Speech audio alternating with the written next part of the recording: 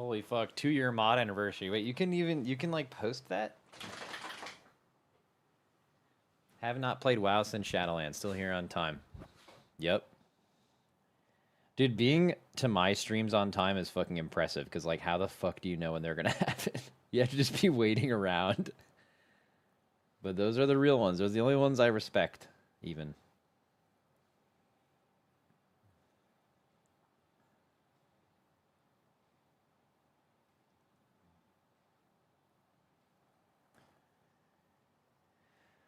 Little Tettles react today. I think we might just do the Shindig video. I'm streaming the next 3 days, which is, I know, it's fucking crazy, but I will stream it. So we have some stuff to do tomorrow and Monday. Monday we're doing Race to World Last 2. Wait, by the way, is that actually happening?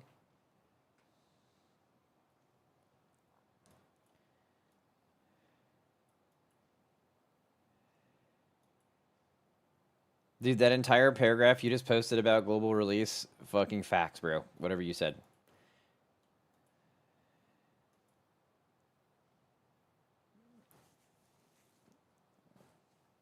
Max, can we play chat guesses the raid comp again? Yeah, for sure. Blizz's post made it look like Cutting Edge ends on this reset, but who knows? I mean, I want it to, just so I can like actually react to it and stuff.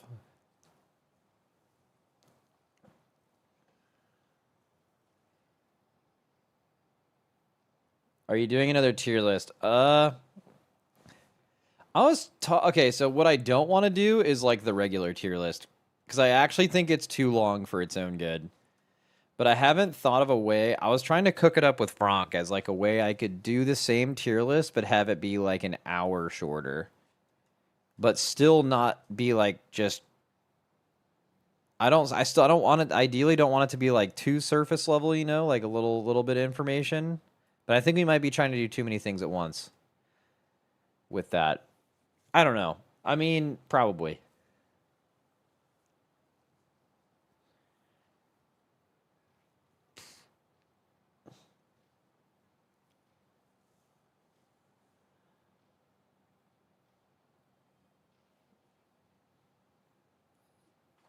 Which you need less guests to do that, which means you need multi-class specialists. Well, I already do that with tanks and healers. I basically have one tank and one healer do all of it, or most of it.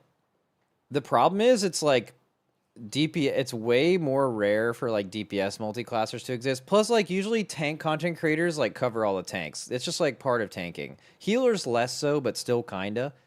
But DPS, like there's like clear grooves people find themselves in. They're like a mage or a warlock. There's a warlock guy. There's a mage guy. There's a guy for every spec basically.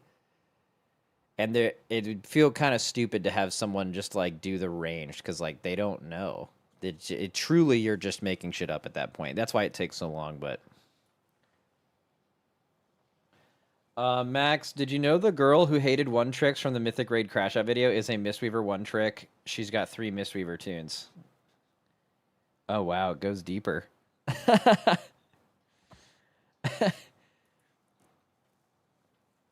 That's crazy. That was a funny-ass video, though.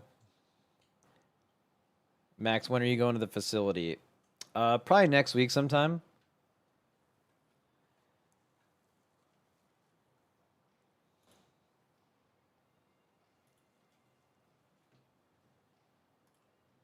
Oh, my camera ain't working. That's good. Wait, I can probably get it working here. Hold on.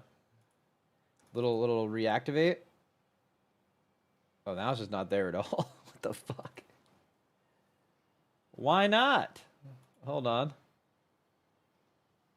Whoa. Okay.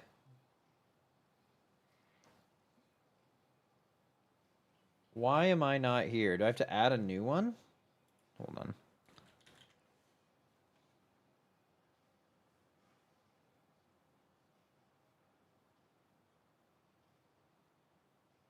Yeah, it's being weird. 1 second.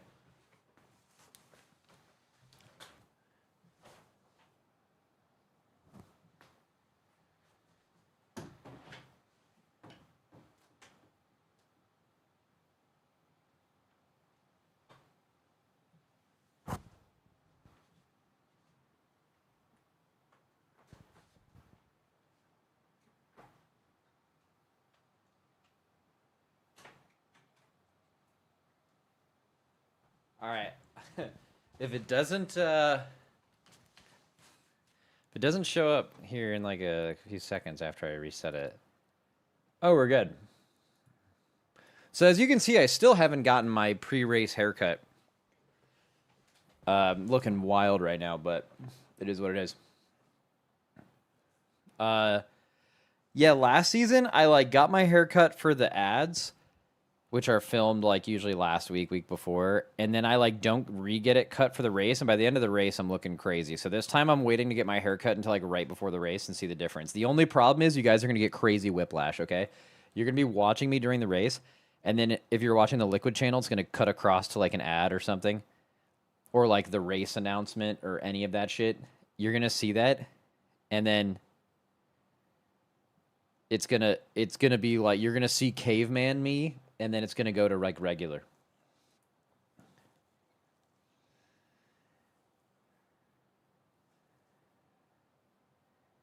It's gonna be wild. Oh, what's up, Bart? Good luck, bro.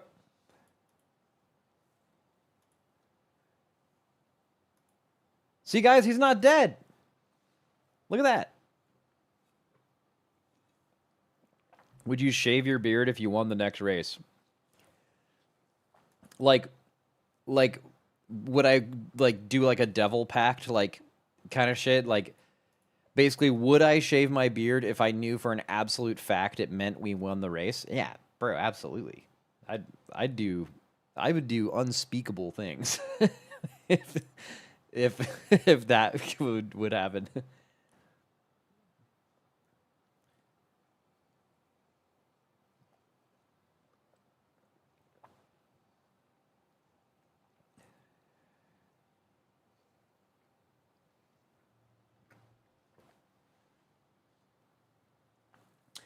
Max, can you say how many characters the Raiders prepped this tier?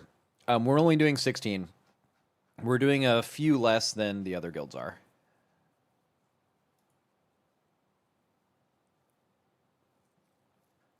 Only 16. It is.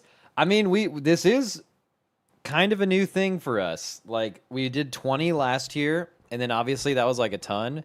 We reached out to the other guilds to like try to get. Well, we reached out to Echo to try to be like, "Yo, you guys want to just do like a certain amount of characters?" And they were like, "Nah, we're doing more." And we're like, "Okay."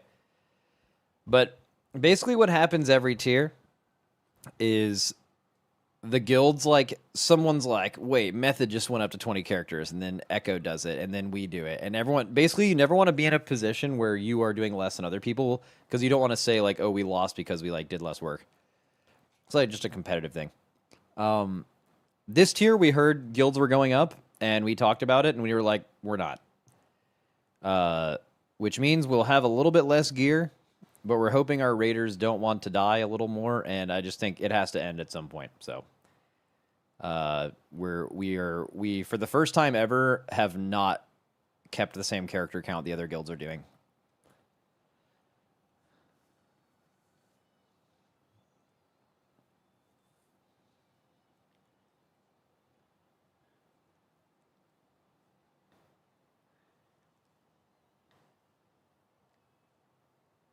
That's a risk. It's not much gear. It's like way less than even half an eye level. And eye level is not like really the best way to look at it. It's more like options and stuff like that. But it's not a huge risk. It is not no risk. But at the same, you can't like you know what else is a risk? Continuing to ask our players to do more than what they want to do, and then you lose your best players, and then you lose all the time. That's a risk too, right? It's not like you know.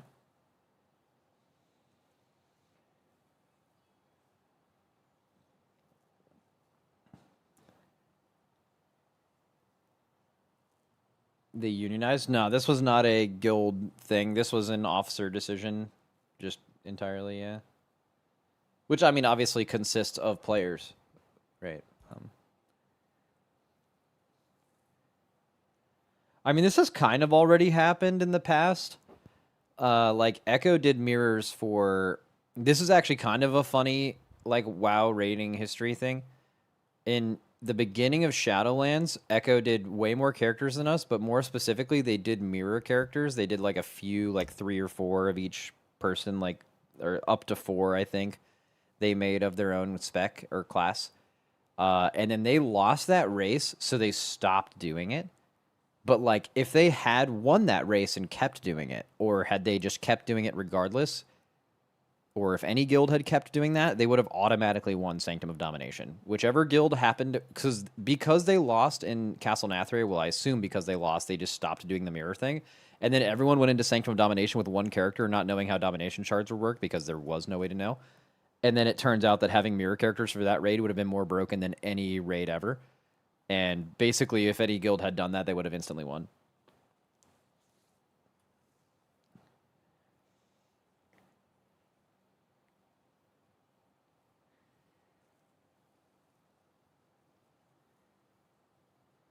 Maybe this ends up being a positive thing because of less burnout towards the end of the race when you guys are progging the last boss.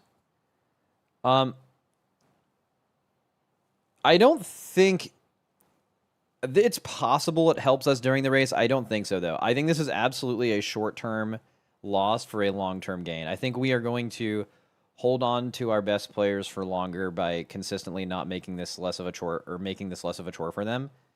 But it is not going to immediately help us in this raid for sure. There might be some positives, but it's absolutely not outweighed by the extra options and stuff. But, I mean, you just have to do what you gotta do, you know? Max, are you doing a race world last this week? Yep. What's your estimation on how long the race will last?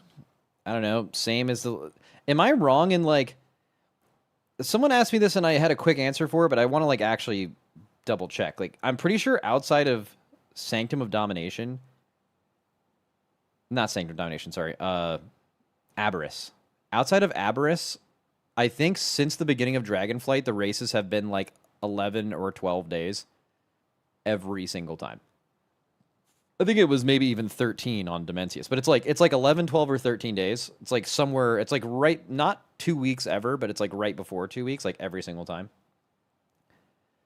I think that's like just a super safe bet.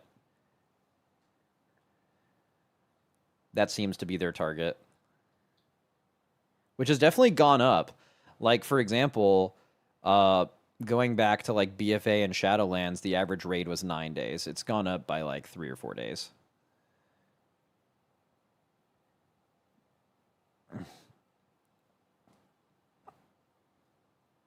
Have you watched the new Shindig video? No. Any new or returning faces this tier? I think everyone is the same from last tier.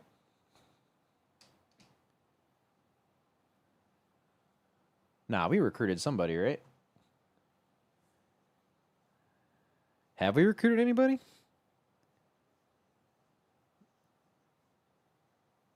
Oh, yeah, we recruited Cryptix, who is a former Liquid Raider as well. He came back. Yeah.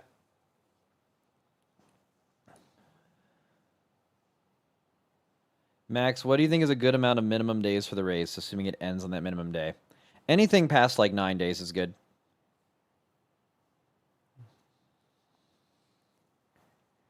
Have you seen the Encounter dev interviews? Links are in WeSteal. No, I haven't seen that shit. Where's that? Okay, great. Encounter design with Taylor Sanders, my actual goat. Yeah, so I think there's a lot of people get. I'm from Oh, okay. I didn't want to really start it right away, but Blizzard doesn't really like me talking about like who's responsible for which bosses and stuff, because it is a collaborative effort. Even though like these people absolutely are like in charge of a specific boss, they might like get input from other people or might work on certain parts of other people, but like they absolutely internally like refer to this boss as like their boss and stuff. But because there's so much weird hatred from gamers, think about like specifically the Skarn situation. They don't like me mentioning who does certain bosses for obvious reasons.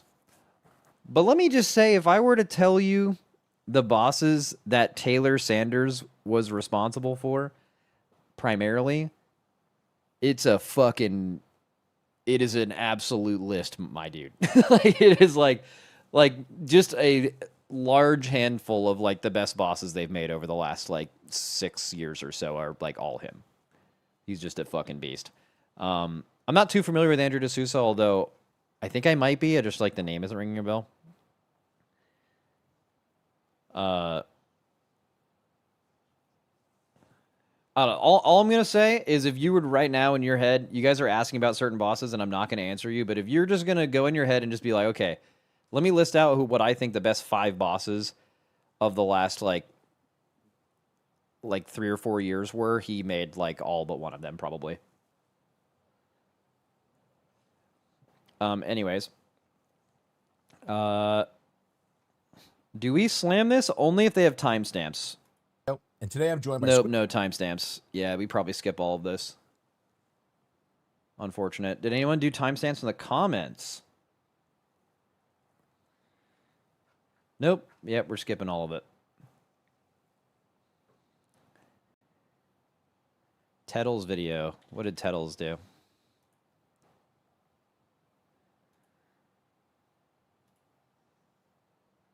I asked lead and counter designers about Mythic Plus and the new raid. Oh, same two people. What's up, everybody? Today I had the timestamps. What's your favorite thing you... Okay, those are actually kind of fun questions sometimes. But sometimes when you say, like, what's your favorite thing you worked on this patch? Usually it's like... Is that... Yeah. Oh, what's your favorite thing you've designed? Oh, that's actually less interesting. Lair boss intention, don't care. Flex for full-size raid, maybe. Raid boss difficulty. Oh, that's 0.1.5. What made this season so popular? 1% achievement. People are very mad about the dungeon pool.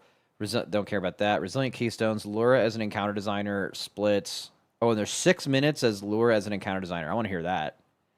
How do you design satisfying raids? None of that. Okay, let's listen to these two, I think. I think these two sound fun. The 1.5 thing is new info. They talk about the difficulty. Okay, we'll listen to that first. likely to be reproduced for a full-size raid, or do you think it's going to be something that feel a lot like Sporefall? The next question I guess I have is this something that's likely to be reproduced for a full-size raid, or do you think it's going to be something that's almost exclusive with like the flex size? Because I think that's been like a really common community sentiment is discussing raid size. Yeah, so we don't see this as necessarily a replacement right now for Mythic difficulty, like the traditional fixed raid format that we're all familiar with from past iterations. We still think there's a lot of value in a fixed raid difficulty in World of Warcraft. It allows us as designers. Should I have been wearing a shirt and tie when I've interviewed them before? Like, this isn't even like the game director, but I've never even, bro, I don't think I've ever put on like anything. The only thing that I've ever done is I have gotten a message, I'm not making this up, 2 minutes before an interview started from a Team Liquid person being like, why are you not wearing Liquid stuff? This was like years ago, and I was like, oh shit, and I went and like threw on a shirt. But like, I don't know, I feel like it's not deep like that. Design very bespoke challenges. We know how many bodies are in the raid, how many debuffs are going out.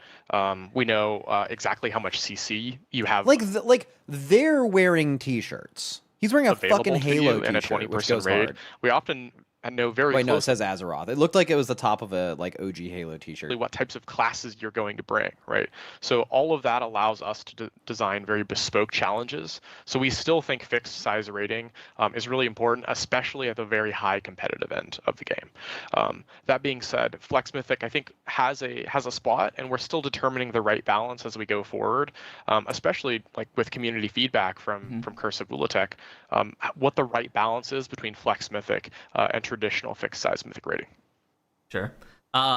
Jump into 12.1.5. I know 12.1 hasn't come out, but we know from the roadmap that in 12.1.5 there's going to be an additional raid boss in some capacity. Is this going to be something that's kind of similar in scope to the Tidebound Grotto and Sporefall, or is it going to be like, and you guys are pushing the envelope even more with potentially unique challenges?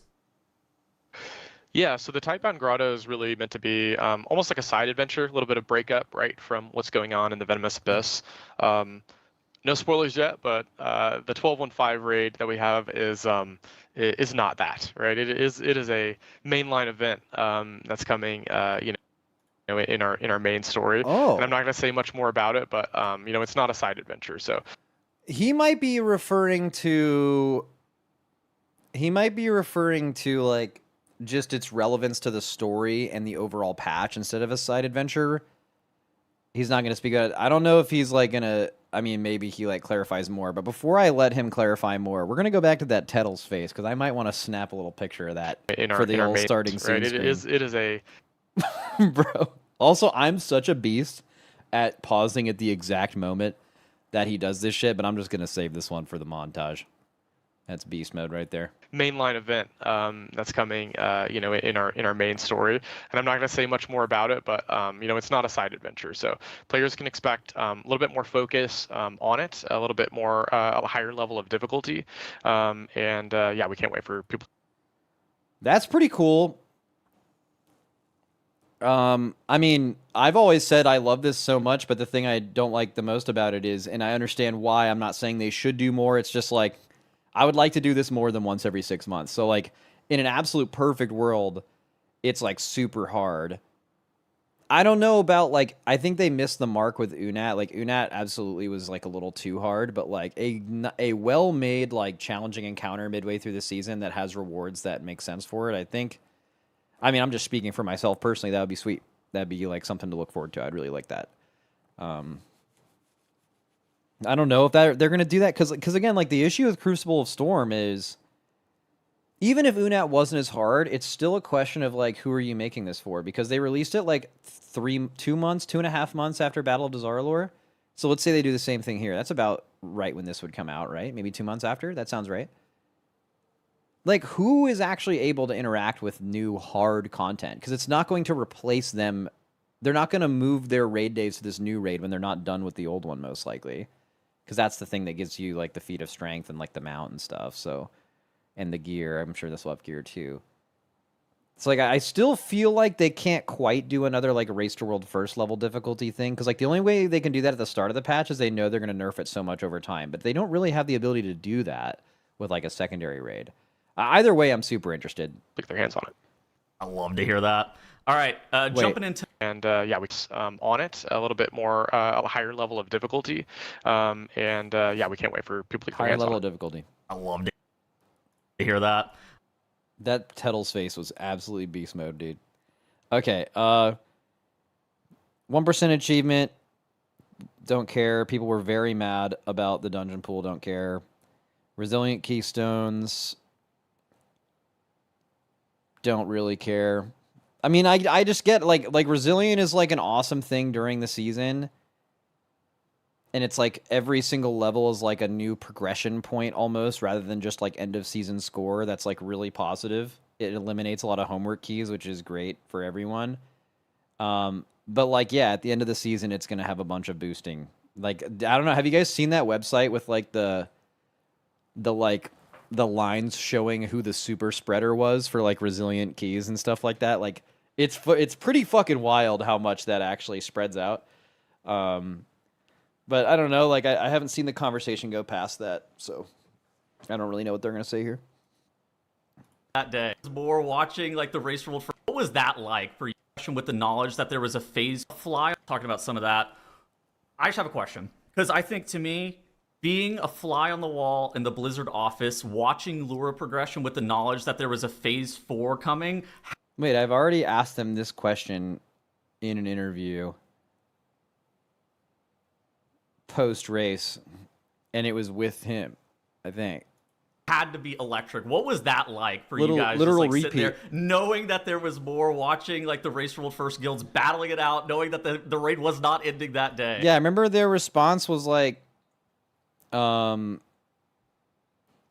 they figured the damage check in P3 wasn't going to be as hard because we were going to do this like one more seed thing. So they didn't think it would take that long. So they were just like freaking out or something like that. Let's see. Yeah, I mean, Tettles doesn't watch your content die mad.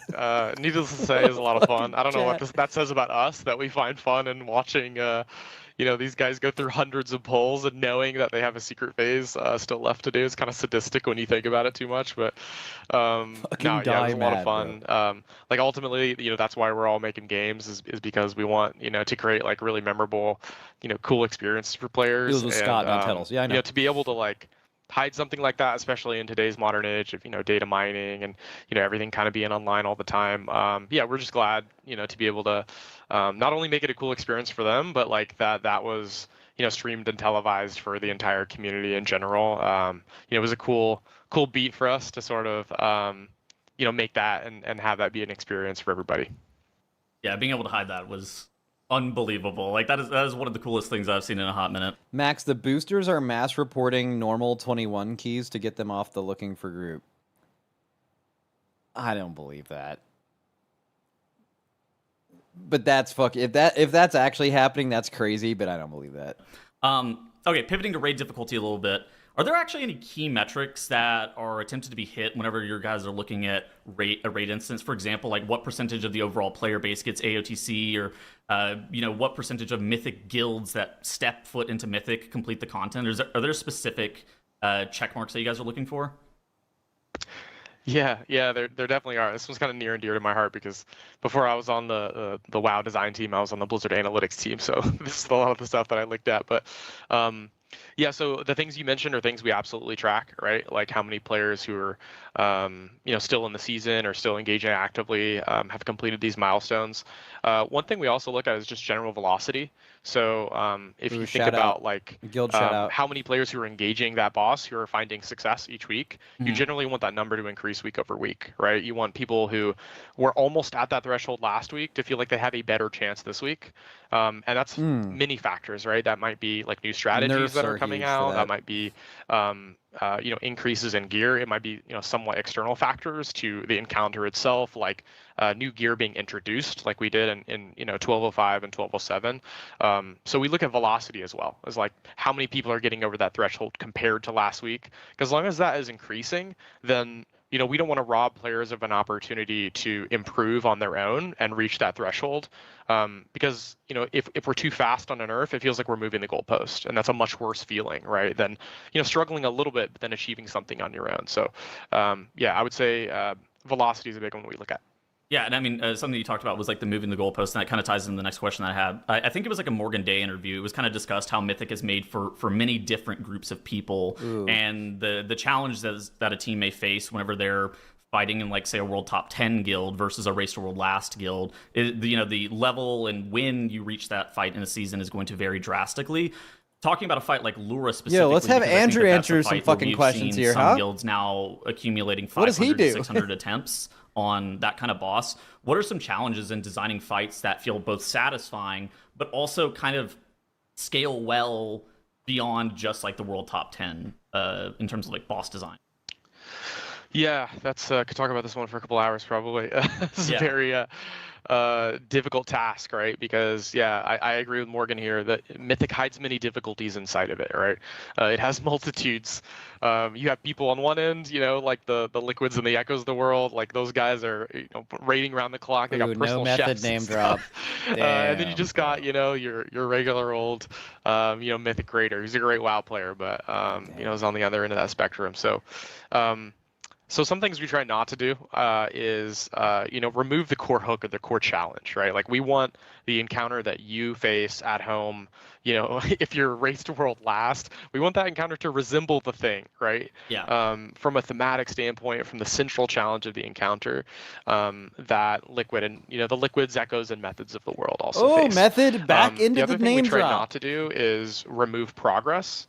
So that's a big red flag for us when we're talking about changes. It's why we very infrequently will touch an encounter's schedule, because that sort of memory, like muscle memory that a raid group is developing over time from week to week as they're 50, 100 pulls, what have you, into a boss encounter, is something that feels really, really bad to relearn. And we've recognized that from, our past changes. And, I try really hard, when directing the team to make changes, that we don't touch schedule stuff. But another thing that we try to keep in mind is just designing ahead of ourselves. Like when we are designing these types of bosses, we know that they're going to undergo changes, following the Race to World First, following the Hall of Fame. Historically, that has been the case, and we have no reason to expect that to change in the future. So we try to keep an eye on things that might be difficult to adjust back down. So I think in Lure in particular, I think there were difficulties in terms of how much responsibility was on the crystal carriers. Yeah. So I mean, that you was got to something be I think used to that that was by now, hard though, to because I adjust. feel like that's just like it's part of the greatest hits album now. Like, if you're going to go to an end boss, they're gonna pick some tracks really well, like Blaze and Seeds, and just like it seems like we've hit this a couple of times now, to where I mean, I guess you could implement it different ways. Like, you could put Seeds on a boss, and it's not really that bad, and then you could add 2 more of them, and it's impossible. It's about having the right amount of them, but. Late in the season, because it's a really core part of the encounter, and there's a lot that's sort of elegantly tied into that from an encounter design perspective. But yeah, it's something we try to keep in mind, because we know there's a lot of different audiences, and we want to make sure that whichever audience you're in, that you have a reasonable expectation of success when you go in there. I think it absolutely makes sense. All right, so now we've actually seen more and more guilds starting to dip their toes into splits. For tier trinkets, very rare items, they're not going to be able to really I saw a answer video this, the other day. right? I think it was like yesterday, where a world ranked 1500 guild is doing splits or something. Is this something by the team that I see Drew laughing? Do you guys see this as problematic, or is this more of just like a part of the play pattern that players experience? There's no solution, in man. 2026? That's why it's the thing. Yeah, I think we've always viewed splits as sort of problematic, like in their inherently, right? That's not really how we want you playing the game. But they have also been a part of the very high end competitive. Yeah, but you're not keeping them there community for a reason. while now. It's just impossible We are to always solve. keeping an eye on how far that that simple. penetrates down into our competitive player base. Can't do it. There's sort of the reality of it is how much pressure the highest level is putting on lower players, right? Like, even if it's not hold something on. your guild is doing, if it feels like you should be doing it, that's We're a not doing- psychological effect that we need to keep an eye on. We're not doing But we that. also try to keep an eye We're on not it putting just pressure on from you. like a quantitative standpoint, like how many guilds are going in. This isn't my fault. Actually doing splits, as you go down the Hall of Fame ranking or as you get even further. So we're keeping an eye on it from an analytical standpoint. Bro, I am putting zero I do pressure think on a it's world been more of a focus 300 for us guild to do lately, splits, just bro. because of the split tier. Like, with 3 raids, it kind of gives you more options. If and, I tell you to jump off a bridge, are you gonna do it? to potentially split up, a part of the tier, whereas in the past you may not have wanted to lock out your entire instance Why are in you that all saying configuration. yes? So it's something I okay. think if we would do a tier that is Alright, shit, I split have this aura, evenly bro. again, that Okay. we really would want to keep our Fucking eye on, go and die something then. that we kind of like went through, Don't a actually, bit of though. a learning phase on when Midnight launched. Yeah, I think that the next question I had was something that was maybe a little bit more relevant with some of the mid-tier bosses in like the War Within, with Forge Weaver Araz, and then Brew Twister Ovanax. Okay. Those type of bosses. These are all just repeat questions, but Does designing early bosses in a raid, whenever the guilds have kind of an accelerated gear curve, make that more gradual process difficult, to where guilds are yeah, here, ask this question. How come raids look like this? Sometimes, Like, how come when you're looking at, like, bosses on the bottom to boss at the end, like, the difficulty curve could look something like this, right? Like, early bosses are easy, end bosses are hard. Why is it like this? It's like easy, easy, easy, whoa, a little down a little bit, and then back, like, how do we not do this? What is this, like, the Forge Weaver Araz sticks thing? What are we doing with that? Guilds with sub 20 pulls clear through Roshanon, and then they're on Brew Twister Ovanax, and they don't really have that great a gear, and maybe they shouldn't be there. Does like having accelerated gear make that more difficult to design for? Yeah, it does. Those bosses, like when the Race World First folks get there, like, they have a lot of gear really fast, right? Yeah. But then oftentimes, a guild that just is worried about CE by the end of the season kind of has like the same or sometimes even better gear by the time they get there, just because they've had many weeks of vault progress, many weeks. I mean, at what week do guilds just in general have more gear that are killing these bosses than we do? I think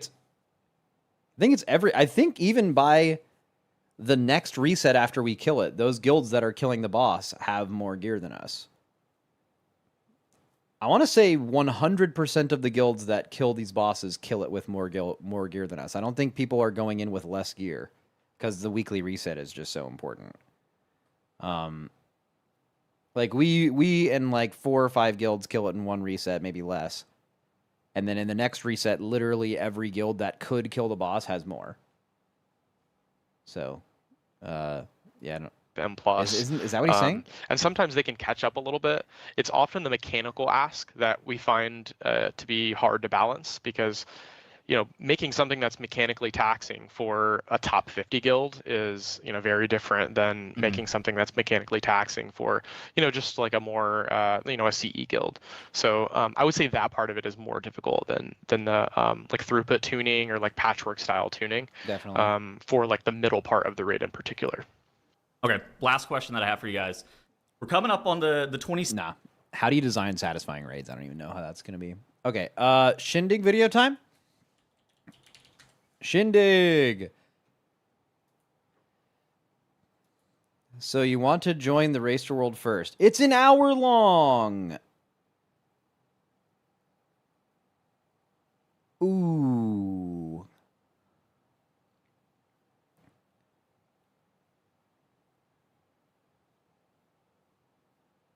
Okay. Whether I was in London. No, never, ever. By the way, never say. I instantly, as soon as you guys recommend me to watch a video on 1-2x or any speed that is above 1, I already know you're a psychopath. Don't even like fucking. Or in Washington, or in the South Pacific, or elsewhere. This has been my home. And God willing, wherever I serve, this shall remain my home. All right. This shall remain my home. This shall my home. Hello, I'm from I was reaching out as we were looking through our roster and noticed you've had a lot of improvement, especially since joining Idiot. I thought I'd reach out and see how happy you are in Idiot, as well to see if you'd have any interest in also advancing higher in the rating Yeah, scene. dude's getting poached. Going into this expansion, when you first applied, we had 2 rogues. But now, as we are down to 1, we decided to look into exploring options. Wait, what was that thing that showed up? Oh, these are the... Sorry, what are all of these guilds ranked for? Are these the US guilds and their world ranking? That's what it is. Okay. But now, as we are down to 1, we decided to look into exploring Oh, options. no, those are US and ranks. picking up Oh, strong yeah, US players ranks. to keep advancing. Wait, We okay, decided well- to look Oh, those are the guilds he applied to. Okay. supplied, we I was wondering why there was like so many missing. Yeah. had 2 rogues. But now, as we are down to 1, we decided to look into exploring options and picking up strong players to keep advancing world ranks on the same schedule. Hey, I appreciate the message. I am interested in moving up the raid It ladder, sounds like... Okay, all good. but I'll also be going through some IRL changes soon that will make my availability kinda sketchy. What does that mean? Since I worry that may make a Wait, this guild was last transition year, awkward, though. and I'm happy playing with Idiot for the time being, I think I'll choose to stay put for now. Should that change in the future, and you're still in search of a rogue, I'll be sure to reach out then. Of course, thanks for responding. If you ever get more free time, always feel free to hit me up directly. We do 4 days, Monday through Thursday. 7 to 11 CST. And first What's 2 weeks happening? is an extra Sunday, 7 to 11. Oh, it's hurting my eyes. I hate that. Fire emoji. 2 months after the liberation of Undermine. This was the message I got from the Guildmaster of GN, the world 29th ranked guild at the time, which Wow. was flattering and very unexpected.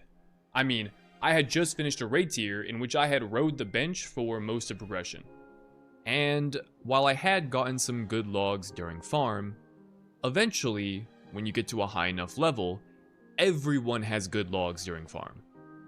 So your performance over the course of a farm period doesn't carry nearly as much weight as your performance during progression. Yeah, farm But is fake despite news. that, they reached out. All and- you can do on farm is show that you are baseline capable. But in a good enough guild, it can never show if you're actually good enough to progress in that guild. It is just that you aren't for sure not good enough, right? Like you can tell in farm if someone's not good enough, but you can't tell if they're good enough, if that makes sense. And I didn't take the offer. Climbing guild rank and doing progression fast has been a big dropping factor for my motivation playing World of Warcraft. So World of while this Warcraft. offer is in line with those goals, I ultimately cited some IRL changes as a deterrent and declined. But why? But The IRL why? thing was partly true. It's the same thing that was a talking point in my last video when I first joined Idiot. Thankfully, however, this should be the last time I mention it. IRL Shindig would reach a resolution about a month after this exchange took place. But that wasn't the entire reason I chose to stay. What was actually more compelling to me at the time, as a motivator to stay in my current guild, was the idea that if I leave, I need to earn it. In the sense that I wanted to have a complete raid tier over which I felt I had played well. If I haven't done that, Yep. I haven't earned the right to That makes leave. sense. And certainly, after a progression tier that I didn't play, I didn't think I had earned it. Now, I'm aware this isn't flawless logic. I didn't choose not to play myself. It was the guild's decision. But I felt now I was in a good position. Leadership had spoken with me and spoken highly of me. I developed friends in the guild. I was comfortable. And all of these things This is good were the editing. setup to a goal I had hoped to realize. So, ultimately, the combination of these two things, my IRL situation and my desire to improve and have there be evidence of it before taking that next step, meant I would reject the offer and stay with Idiot heading into the final raid tier of the War Within. Manaforge Omega. Hey, roll up the window on bitches too simple. I'm holding the deck and I'm ready to deal. Call out a pussy too pretty to push it. I'm come for the record. I'm ready to kill. Mac, how far in the video? You need to know if I shall leave. Bitches, I'm holding the wheel. Call up my dentist, he need a percentage of everything coming from out of my grill. Talking that water boy, think I need gills. Ain't had a spliff and it's giving me chills. Niggas already been sending me deals. If they want to eat, then it better be real. Hey, all the time and I ain't trying to rush it. 2 or 3 got them rolled in my bucket. I ain't having no smoke in that Nissan. I be driving too fast saying fuck it. Like what type of that shit do you be on? Hit my prime got me feeling like Dion. Headshot for the champ. Season 3 would launch, releasing Mythic Plus and all raid difficulties on the same day. Like the previous tier, my guild would start with Heroic, splitting our raid into 2 groups, which for me meant my 2 rogues, and clearing 6 out of the raid's 8 bosses. We didn't bother clearing any further because the last 2 bosses were a sizable step up in difficulty, and given it's day 1 of the new raid tier, there wasn't a whole lot known about how to do these fights. So instead, we went into normal splits to gear up before tackling these later bosses. New to this tier, Idiot decided to run a 3rd normal split for the first week. The requirements for which were pretty loose. Normal difficulty raid on retail is pretty easy, but this meant I needed a 3rd character. And aside from my 2 rogues, I only had 2 other max level characters, and only one of them had any semblance of gear, which, believe it or not, was my mage, Jeepers.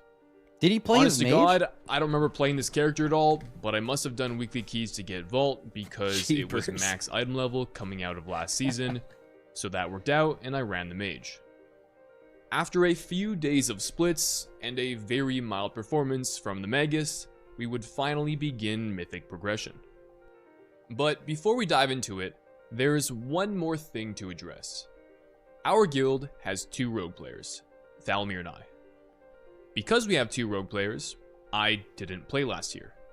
I was the second option, so when rogue wasn't tuned well, Damn, bro. such that you only brought one of them, I wasn't played.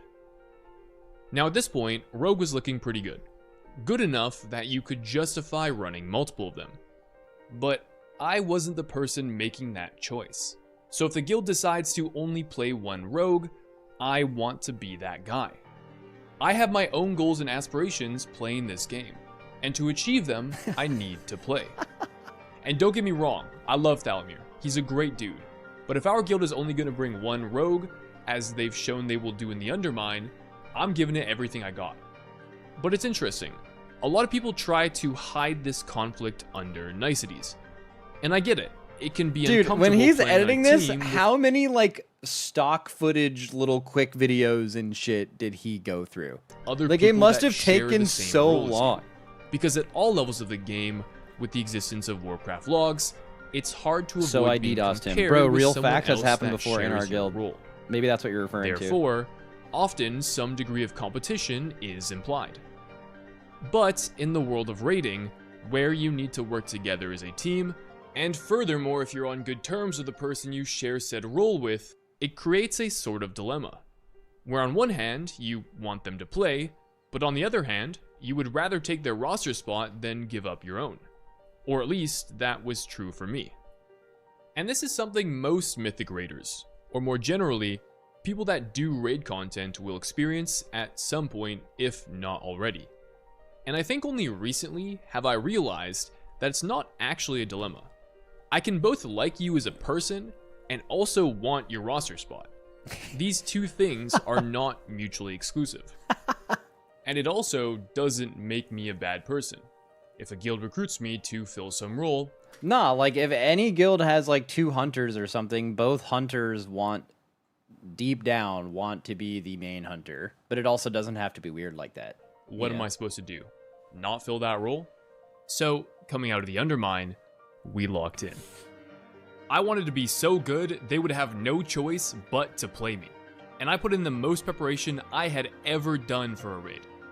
I'm talking diving through PTR logs, going through every single ability in the dungeon journal, and making a cheat sheet for how to deal with each mechanic. I would watch that's speculative good. boss guides to try and learn how these fights worked.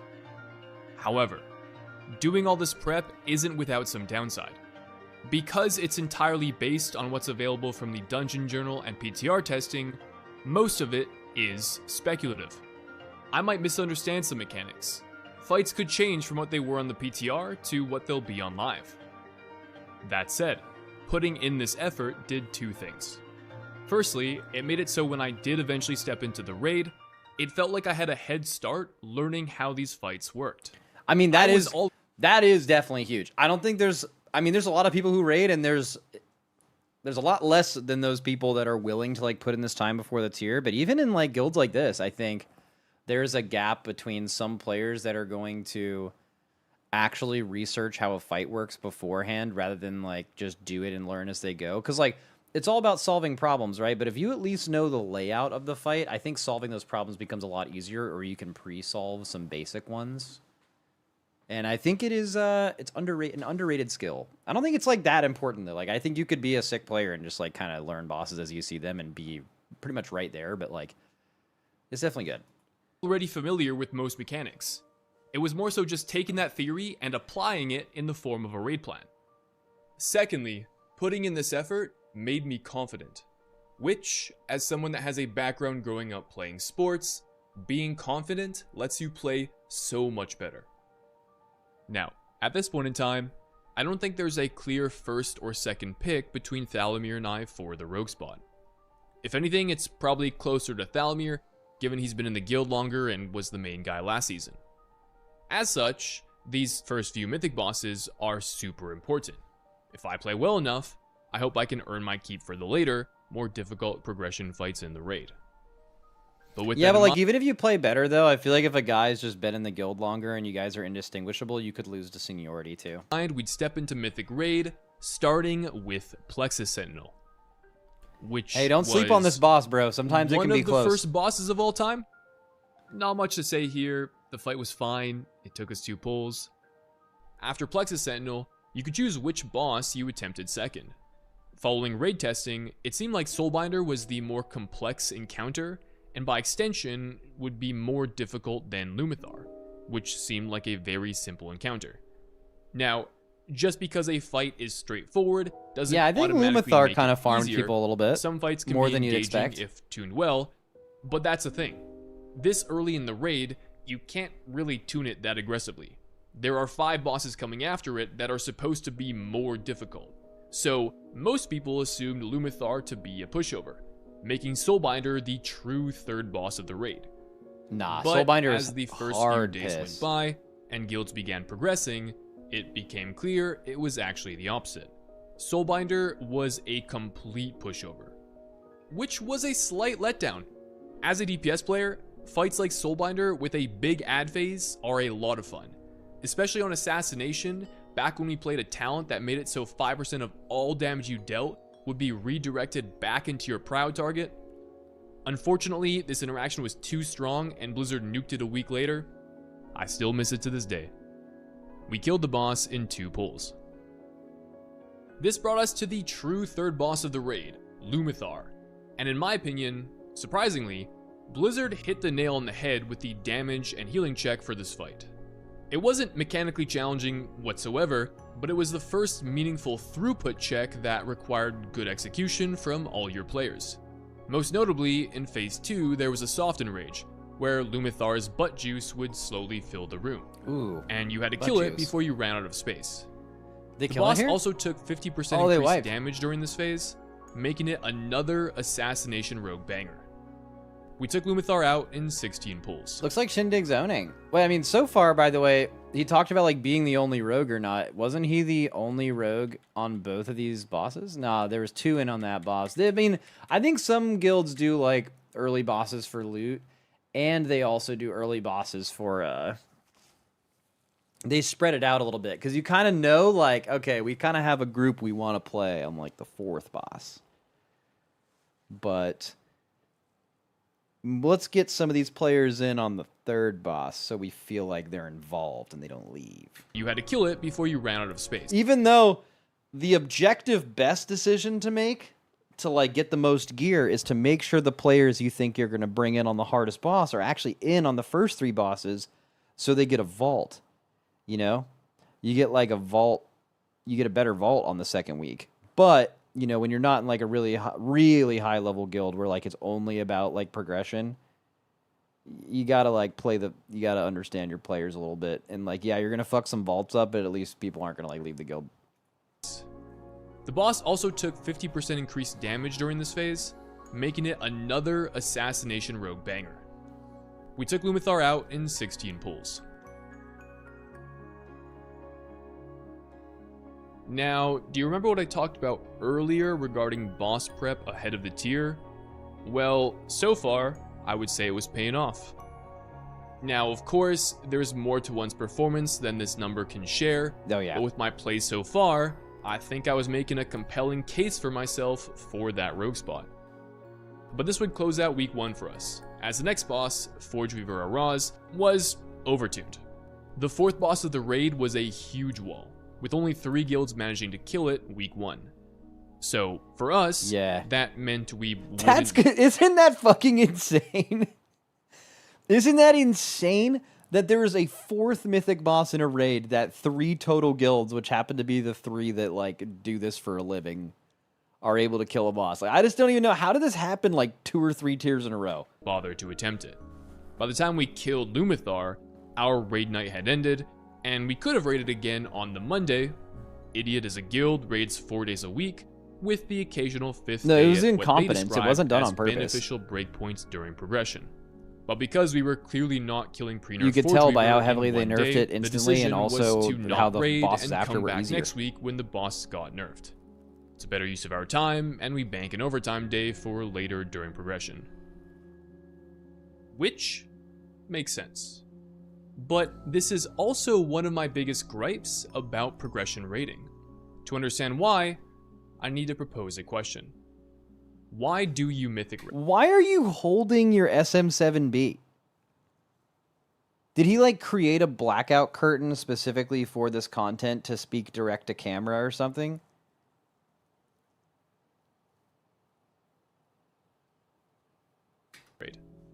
And think about this for a second. A lot of YouTubers do this, not sure why. For some people, they want the best gear. Yeah, I guess You it need to looked mythic kind of raid beast to get the mode. best gear. For others, it's the achievement of defeating every boss in Mythic.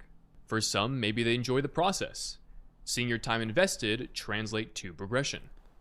Maybe they do it for the people and the experience of being on a team. For some people, they want to parse and do big damn, and then get really upset at your priests because you get an extra PI which invalidates your log. It could be a bunch of things. For me, That's so dumb. it's to overcome challenges by pushing the limits of what's possible within the confines of the game with other like-minded people. Yep. So in the case of Forge Weaver, I want to progress this encounter in its most difficult state. But my guild, on the other hand, if it means they can save progression time for later in the tier, they would rather spend time on the nerfed version. God, those ads had so much health, bro. Look at this. Later in the Fucking tier, perfect pixel stack into a empowered dragon roar binding shot stun. And look at their HP with like fucking just we're blasting these mats. Like look at their They health. would rather spend Just time not even on moving. the nerfed version. And they're not wrong for thinking this way. The guild's goal, ultimately, is doing the entire raid as quickly as possible. Within reason, we're not competing with the race guilds because there are things that limit our progression. Things like player skill, preparation, raid time. How much time does our guild have to spend actually doing the raid? If it's a limiting factor, and the guild can manage their time in such a way that enables more efficient progression, Anyone can they're raid as going much to as do they it. want if they really care enough. But That's as you basically climb up my in guild take. rank, these limiting factors lessen. It's Skill easy, parity really. goes up, more time is put in preparing, guilds raid more. And eventually, you get to a level where the guild and everyone in it, the thought process regarding progression shifts. It isn't so much Jobs, life, how do we nah, navigate none of that limits shit. our If you guild really want it, to bro, do progression fast. fucking And job. instead becomes Fuck it. how do we Fuck do that, man. progression fast? Did Scott That becomes did Scott dodge those, or do tanks just live that? He's moving towards the beam. It shoots directly we at him, do and then he progression finds this spot. fast. No, he didn't take And damage. Instead becomes Like, I know tanks lived it, but I actually think he found the spot. how do we do progression? Yeah, he took 0 fast? damage. What a fucking That's where beast, I want dude. to be. Do you And know how that- fucking fast those were?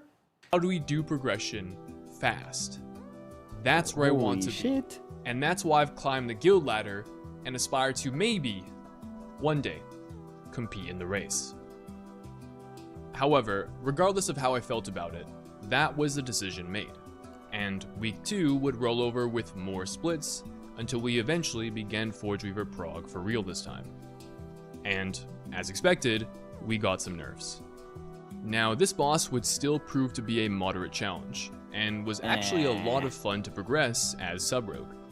This boss had some really good lineups for sub with its 90-second cooldown profile, so optimizing my damage for this fight was a fun I challenge. mean, he's already the guy, though.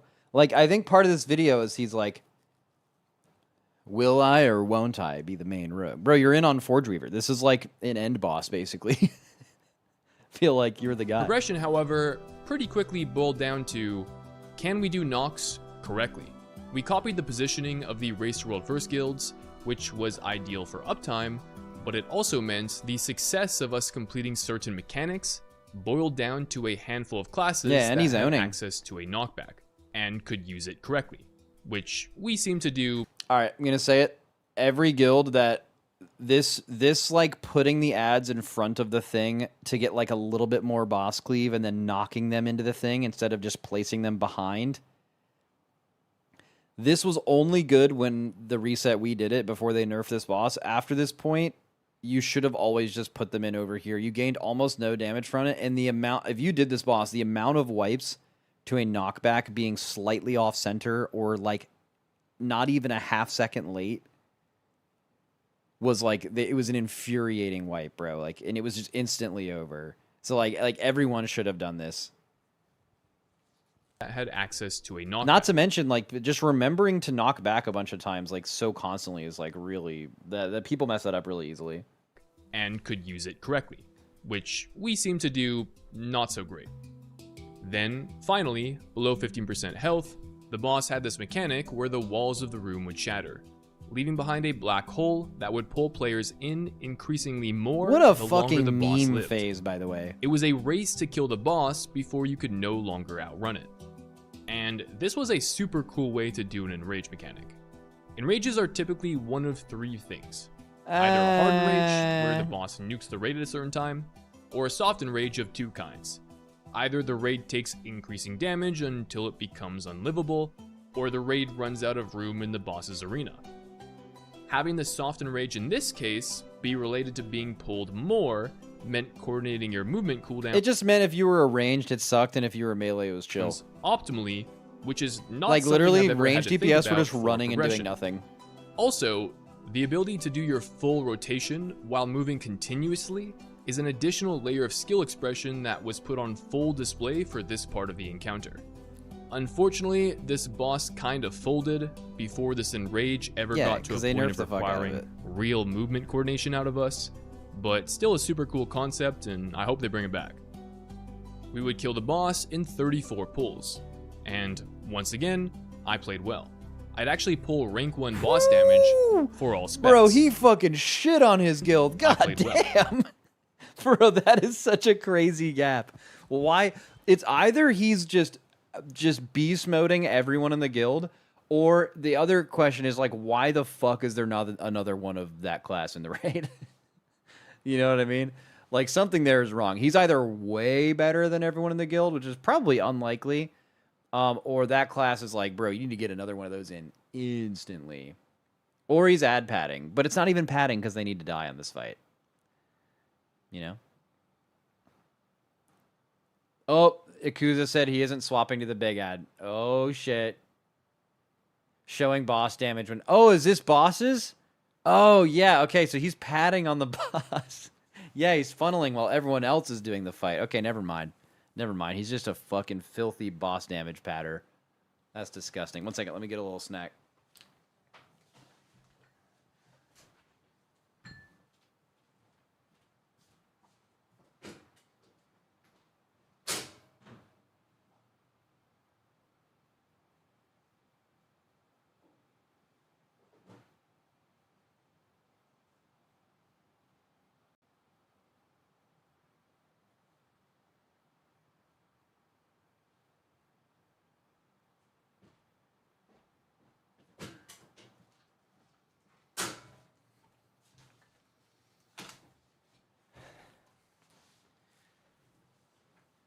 What is Max wearing? I'm wearing a shirt. Tell me you like this shirt. It has like a thing on the back. It's a cool looking shirt. El Ponchos. And then I'm just wearing some like baggy ass sweatpants around my house for comfort. You know? I'd actually pull rank 1 boss damage for all specs. You also may have caught on to the fact that our guild has now run 1 rogue these last 2 bosses, and I was the one being played. On Lumathar, I didn't read too much into it. Often guilds will play whoever on these earlier fights, but being chosen as the go-to rogue on Forge Weaver felt significant. Yep. Now, things can still change. Ultimately, the goal is to be played on the last boss of the raid, but we're still a ways out from that. However, despite this early success, I was presented with a new kind of problem. I started to get really anxious because my performance mattered.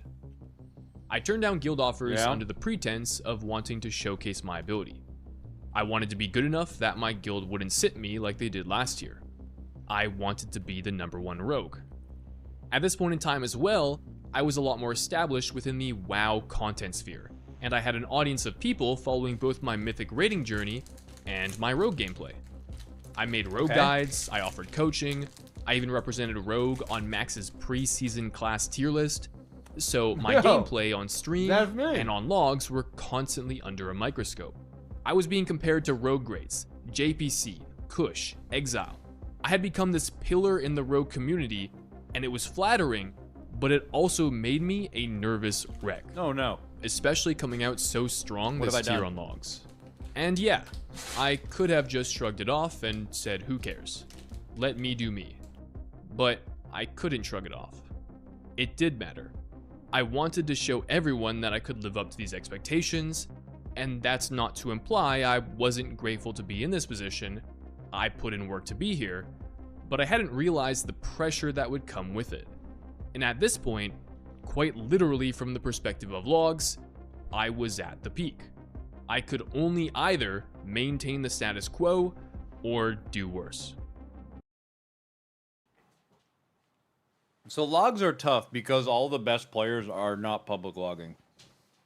But I kind of see what you're saying though. I felt a similar pressure after the first 3 progression bosses, but not nearly as much because they didn't feel like real progression fights. Forge Weaver, on the other hand, really amped things up. So, heading into Fractalus, I was terrified. You know when you're driving... How, bro? Like, what can you possibly do wrong on those and you're told bosses? to look in the direction you want to go, and not to look at where you don't want to go? The worst thing you can do on Fractalus is, like, queue up your mic and say, like, my add-on isn't working. During Fractalus, it felt like I was staring where I'm not supposed to go the entire fight. Now, the fight itself would end up being super underwhelming. It was a boss trivialized to a single weak aura, which you think would alleviate my concern, but I vividly remember playing so scared during progression. Dude, Lil If I Bro was to got in mess his up own on head. any fight, I mean, I know that this feeling, shouldn't though. be the one. Thankfully, I played fine, and also thankfully, I wouldn't continue my stretch of impossibly good logs, parsing a measly 84, which, although disappointing at first, the pressure of stringing together 100s was gone, and thinking about parsing during progression is also just not a good mentality to have. We dispatched Fractalus in 19 pulls, then double backed to take on Soul Hunters, where I would make the decision to go Outlaw. Soul Hunters is a boss largely consisting of 3 target cleave, which Outlaw was far and away the most damaging spec of Rogue at that target count. But nobody played it. The Racer World First guilds didn't play it, and almost every Rogue in guilds that were further ahead We like fully bricked Dazer's Rogue to try to make Outlaw work here, and it fucking stunk. of us in progression also didn't play it. Alright, if Outlaw is so good, why is nobody playing it? I think there are 2 reasons for this. One, the dagger specs It was not good. outperformed on basically every other fight in the raid, so most people were better practiced in one of assassination or subtlety. 2, Outlaw gears differently from the other specs. It has very different stat weights, and you need a non-dagger main hand. But on week 2, this early into the season, almost every rogue player would have crafted a mythic dagger for their first craft. Getting a mythic weapon in your main No, hand we weapon even had him slot craft for is Outlaw the for this. biggest power gain you can acquire early in the season. So unless you looted the one non-dagger weapon available at this point off Soulbinder, you probably didn't have a mythic weapon you could throw in your main hand. Anyways, this is all to say that unless you were one trick in Outlaw, playing it at this point in time meant taking on worse stats and nerfing your main hand weapon, which was a sizable DPS loss. Outlaw might be good, but it's hard to justify if that's the necessary compromise. All of this, by the way, applied to me. However, when we began progression, of the 40-something guilds that had killed the boss at this point, there were 2 publicly logged Outlaw Rogue kills, which were also the 2 highest damaging logs for Rogue at the time. Unfortunately, I don't have an elegant way to show you this, so if you want to go through and fact check every single progression log at this time with a Rogue in it, No, we're be just my watching guest. your video, man. The point being, Outlaw could clearly do work on this boss. It was fine. But it's worth noting, these logs came from what I would call one-tricks. Not to imply they can't play other specs, but they geared much more in the direction Yeah, you guys of cannot Outlaw, play other specs. Let's be contrary real. to most rogues Fucking at the Outlaw time. 1 tricks. So it's one thing to be fully Outlaw geared and No gapping way. the other rogue specs, but it's another thing to run it without a mythic weapon and suboptimal stats. But even so, I decided that an undergeared Outlaw rogue would be more damaging than a geared sub or assassination rogue. This would also mark the first time I played Outlaw for progression. It's rarely ever a good progression spec, and it's also, in my opinion, Bro, isn't it crazy to hear that? It's rarely ever a good progression spec. Remember when that just wasn't true for like so long? I feel like Outlaw or Combat Rogue was like the rogue progression spec. I want to say if you combine Combat and Outlaw, I think it will be the most played rogue spec in the race, like of all of the rogue specs across like WoW's history. But Combat is carrying a lot of that, but like Sub has had like a lot of recent play, but like dude, Combat actually just had so much usage. the most challenging of the rogue specs. It's fairly high APM and requires constant attention to your rotation. Especially on a fight like Soul Hunters, where there's like a million mechanics going off at once, soaks to be in, lines to dodge, poop to avoid. But to its advantage, Not the poop. sort of melee mechanic to this fight, or at least our raid had melee DPS solve it, was to soak Frailty. These were individual player soaks spawned off a tank buster, Ooh, Outlaw's sick so of melee would have to run out and get them. that. Yeah, but you could just grapple hook to it. Thankfully, Outlaw has crazy mobility, Yeah. so I could grapple out and back in super fast. It's also an uptime minimizing spec, my though. loss in uptime from doing the mechanic. Yeah. After 41 pulls, and just before the weekly reset, we would kill the boss. Well, But- okay, what was the... Did he ruin his rogue to make outlaw rogue? What was all of that exposition for?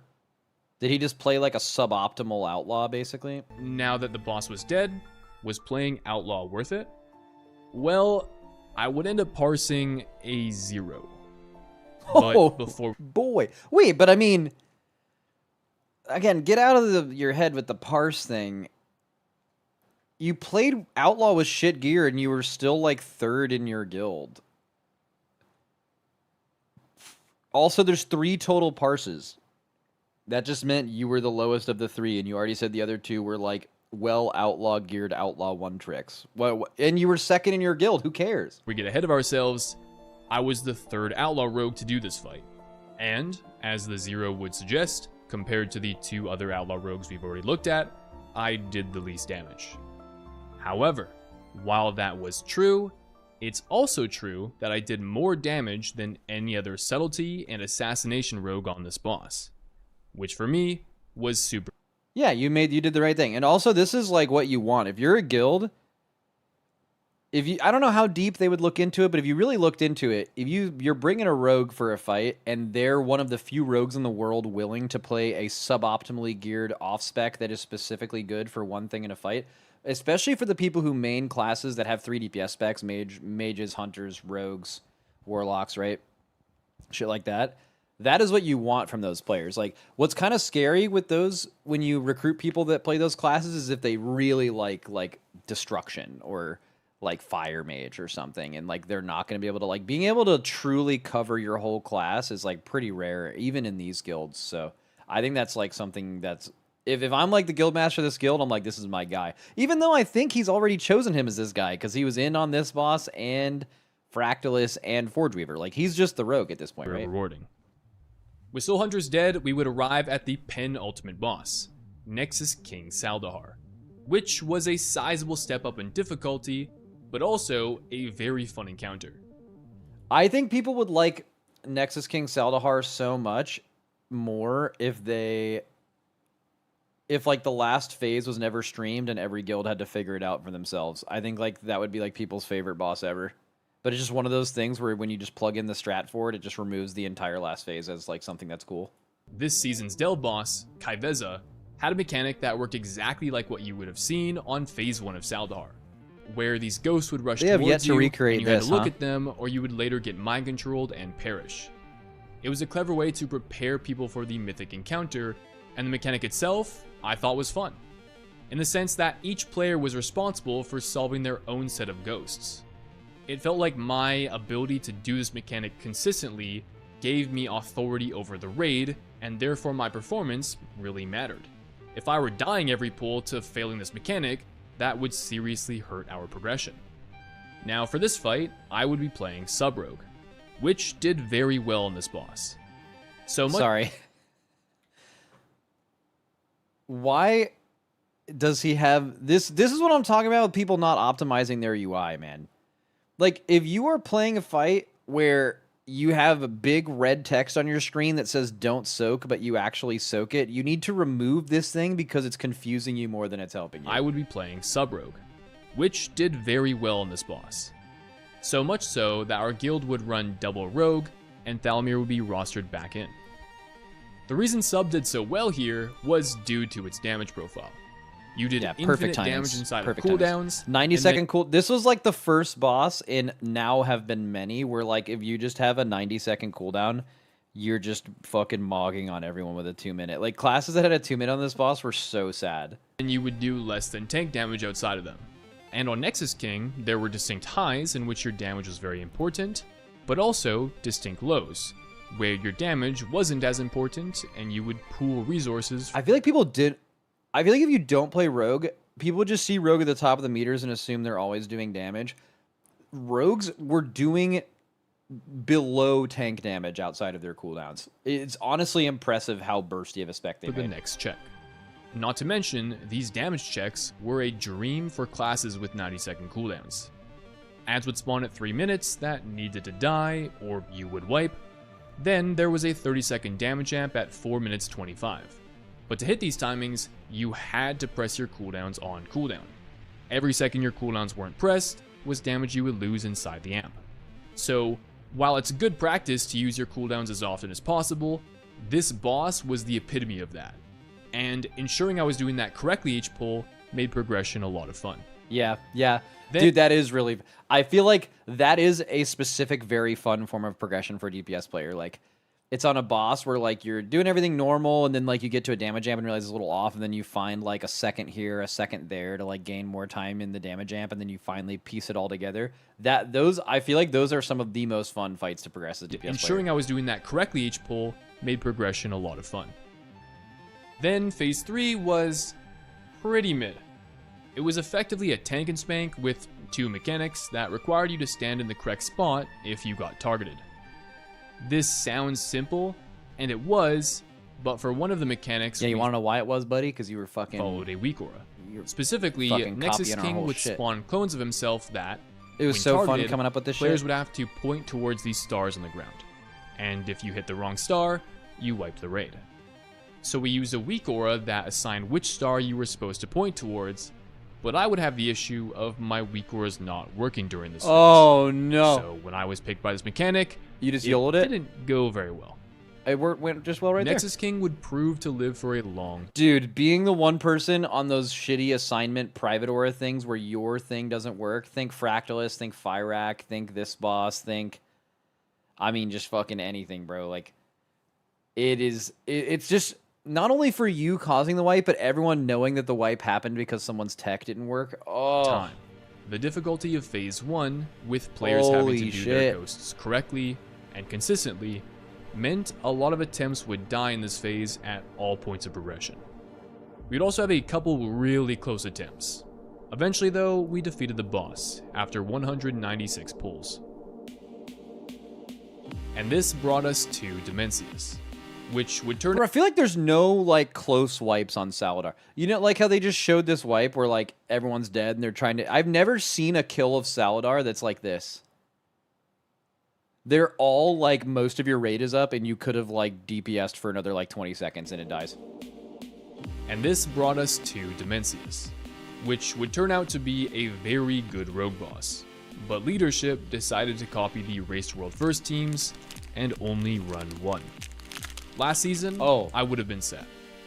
But this time, things are different.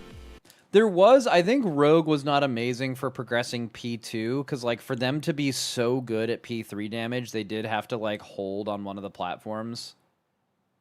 And, like, it made progressing one of the platforms really hard. So, like, I could actually see not starting progression with a Rogue as being a correct decision there, even though they were, like, so good at the end. Also, by this time, Hunters were way fucking better than they were in the race, too. And I would get the Rogue spot for progression.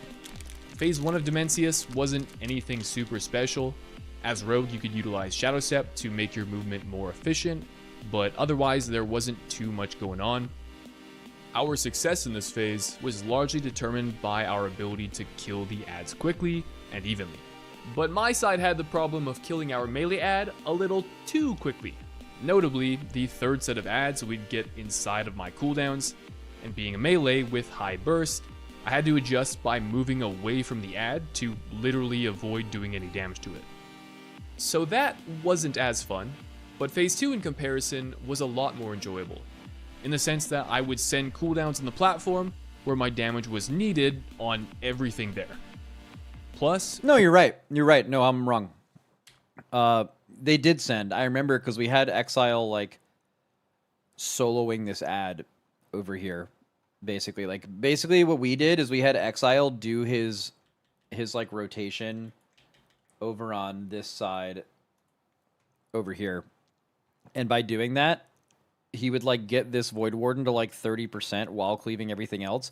The only thing is he had to play in the Matrix. Like, it was so much harder to do what he needed to do over there, but like he got this ad like a lot lower, so the range didn't have to swap to later. Where my damage was needed on everything there. Plus, cooldown timing between the two ad platforms was such that, like Nexus King, if I sent on cooldown, I could use cooldowns on both platforms, and have them up just in time for the start of the final phase. Speaking of, Phase 3 was super cool. It began with a 100% damage amp lasting 15 seconds. On my life, bro, I don't know how another guild did not come up with a better strat for the third suck in this phase than take your hands off your keyboard and hope it works. Because it was sketchy when us and Echo were doing it every single pull, and there's just no way there wasn't a better strat than that. Where every global mattered. If I made one wrong press, I would lose a lot of damage on the boss. More specifically, as sub-rogue, you would miss out on getting a second secret technique off inside the damage amp, which was where most of your damage came from. It was so precise, in fact, that after our first night of reaching Phase 3, where I got to experience the amp for the first time, and how specific my globals needed to be, I literally practiced the burn on a training dummy for a few hours after raid. He's the only rogue in the raid.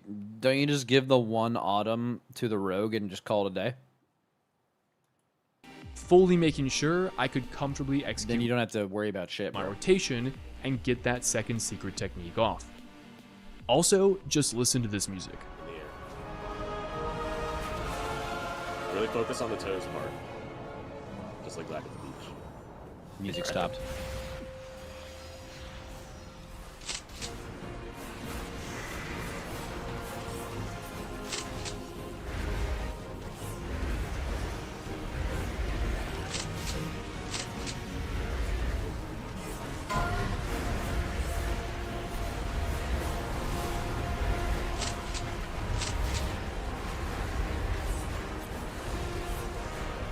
This is definitely one of the best phases of all time, I think. Rings first, go right. Right. It was just so hard. Like, the only, like, you know how, like, they can nerf bosses and stuff, right? Like, the only way that this boss was able to be nerfed was you had enough gear and they nerfed its HP enough to where you just simply didn't have to play. The end of this fight, when they make the ring the smallest it ever is before, like, the last Devour, is, like, the preciseness of that precision of your movements is, like, just absolutely insane.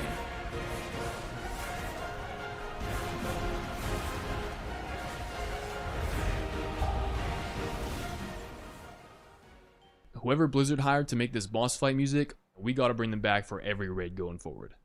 Then, looking further into Phase 3, there was also some movement tech with Shadow Step, where I could dodge the dots that would go out from lines on the ground by Shadow Stepping to a teammate, reducing my overall damage intake during the phase. And after 100, 200, 300 pulls on this boss, I felt like I was playing rock solid. I made the occasional wrong global or misstep, but I don't recall ever causing a wipe. Yeah. I was reliably living each raid night. And that's how you can tell if you like your guild, because at the moment you feel like, as he said, rock solid on a boss, you want everyone in the guild to be at that point at the same time. I think where people move on from their guild or don't like their guild are like when they are fully bricked up way later than everyone else or before. You know? Like, if you're ready to go on pull 300 and it takes the rest of your guild to pull 500, those last 200 pulls are going to feel like a total waste of time and you're going to hate your life. And fulfilling my damage role. But after a few nights spent doing Phase 3 progression, and as we neared a kill, cracks began to show. This boss would ultimately expose a weakness in my gameplay. What's that? Namely, I shadow stepped a lot on this boss. Way more than any other boss this tier. And the various scenarios in which I would need to shadow step led to a plethora of different macros I needed to run. And I mean, that's just like really annoying though. Combination of poor keybinds and my inability to press them correctly, with the boss shit! The shadow step move forward. Shadow step into the correctly, with the boss requiring as many pulls and as demanding as Dimensius, my shadow steps became unreliable. I died once, twice, and then several times. Oh no! One time, I even managed to absolutely assassinate my tank. Shadow step right now. Oh. I'm fucking dead. Holy shit. Just kill. Yeah. This was a real hit to my. Yeah, I mean that's okay. You got tilted into the shadow realm. Who among us hasn't? Result in one of my worst performing raid nights to date. I actually made a video after this raid, sort of venting my frustrations. And in that video, I would also reveal something to the world that I had kept to myself for a while now. Oh, what? And this sucks. I'll come back to this point, but a big motivation of mine, and this is something you might have picked up on from my Mythic Rating video series, is I want to be the best player I can be. I want to be the best rogue player I can be. And eventually, at some point, a goal of mine, you know, maybe I'm ambitious in saying this, but I would love to compete in the Race to Worldverse.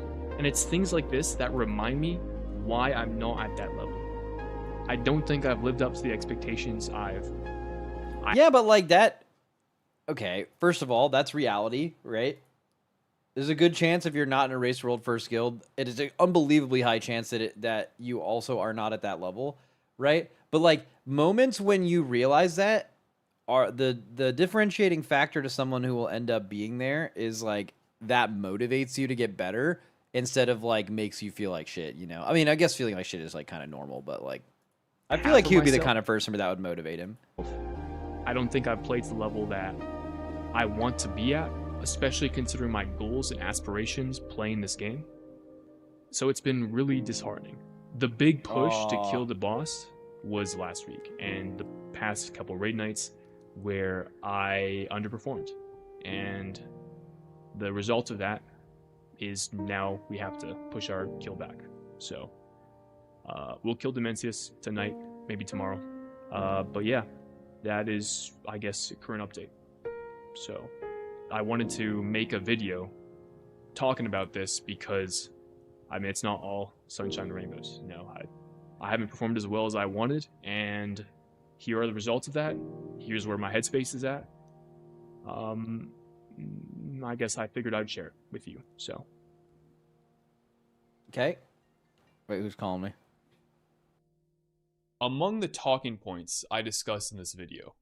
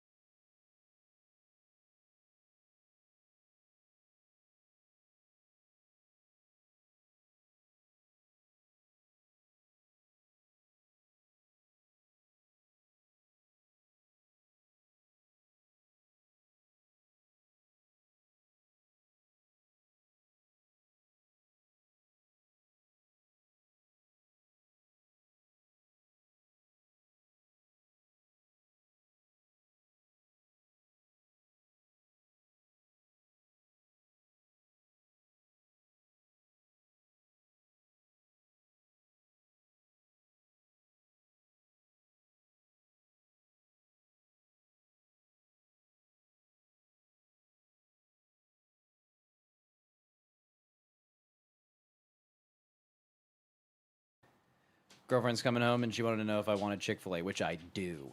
But also she mentioned she's at an art fair and it was like really hot and she said everyone had their dogs there, but it was like making her really mad because the pavement was insanely hot and like all these dogs were like lifting up their paws. So they're like their paws were like burning on the asphalt and like they're just a bunch of bad dog owner stuff. I would reveal that I wanted to compete in the race. This has been something I've wanted for a while now. Honestly, ever since I left Mind Goblins at the end of Dragonflight. Back then, it was a crazy goal. Nobody would have believed in me. But that was fine. I kept it to myself. It was something for me to work towards, and that was the only thing that mattered. It's one thing to have a goal and keep it private. There's no risk of scrutiny, you're not held accountable by anyone other than yourself. But the moment you say it out loud, with other people listening, it becomes a lot more real. Now, I didn't have to share this with the world, but it felt important to convey in the video to justify my emphasis on performance. And perhaps throughout this video series, you may have also noticed the same thing. tying back to Dimensius, I felt like I was so close to having a really good raid tier. One in which I could proudly say, I want to compete in the race. And here's this raid tier I just did as evidence. But this hiccup on Dimensius overshadowed everything else. Especially because progressing a Mythic end boss is the most important part of Mythic progression. You only get one chance at it per tier, and I felt like I had thrown it. It's also like the boss that matters too, because like here's a way I could look at this. Like I think there are a lot of people in the world that are not in a Race World First guild, but are in like a top 20 world guild that could raid in Liquid on the first 7 bosses. And then the number that shrinks to when you're talking about killing like Mythic Lura in week 1 or like Mythic Dimensius, it's like it shrinks down to like 2 digits amount of people. And it's like it's the only boss where you can show you really have that. That's like it's such an insane difference. So that's the boss you want to perform on. Sure, I had discovered some things with my Shadow Step binds during progression, but in truth, I'd actually known there were issues with my binds prior. I had just chosen not to address them. Bro, sorry. The whole like issues with your binds, not a lot of classes have something like this, but I think almost everyone in the game, if they had to have a movement skill bound to like 4 different buttons and they're all different modifiers for who exactly they're going to Shadow Step to, 99% of players are fucking that up and they're in the Shadow Realm. That is annoying as fuck. That is like a rogue-specific problem that a lot of people would struggle with, actually. So I don't think that's that big of a deal. Because it was never really an issue. At least that was the case until Dimensius rolled out. I just mouse over my raid frames for all my Shadow Steps like a true beast. Then, after nearly 300 pulls, all my actions are so deeply ingrained at this point that having to change something, although it may help in the long run, That's why Shark would Shoes likely is the be a goat. detriment for the rest of progression. Not to mention, this performance would also fall on a raid night that we overtimed to get the kill. It sucks, knowing that if I had played better, we may have killed the boss that night. Instead, we would extend our lockout and killed it on the Tuesday. I would have a mediocre raid night that day, having more of the same issues from nights prior. Well, but yeah. it was good enough, and we would. So the reason why, though, is like you already lost your confidence. So like it's almost impossible to be good at something when your confidence is gone. It's just the way it is. Take Dimensius down after 331 pulls. If this rings, Just kill it. Just don't Okay. Okay. Fellas, good job. Yay.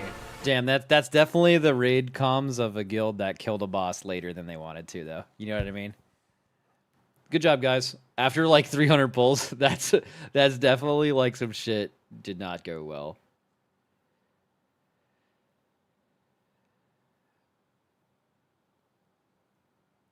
Yo, she found some art at an art fair. I want you guys to let me know if you think this is gas, because we're looking for something to put up on the wall in our living room. Hold on.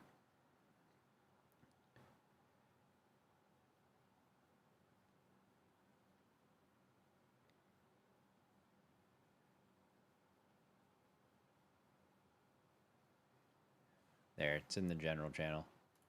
Guess I'll pull it up on stream.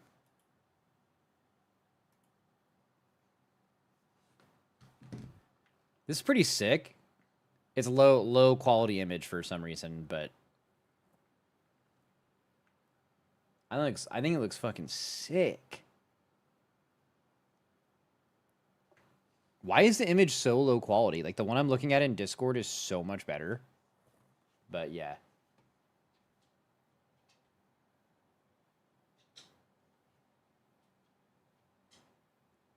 I like it. I like it. I like it. I like it.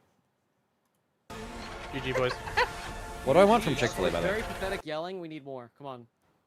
Yeah, facts. We got Facts. The entire tier in consideration. I was happy with the way I played. I had crawled my way Nah, we're into not the getting that number honey one rogue pimento spot, shit. and I felt I was a top performing player. But there was a bitter taste left over. Grilled That being the chicken end of nuggets Dimensius. I was with so close to finishing it out. Chick-fil-A And whether it was my sauce. keybinds, the pressure I put on myself, or something else entirely, the end of our Dimensius progression was a stain on my player resume I'd have to deal with going forward.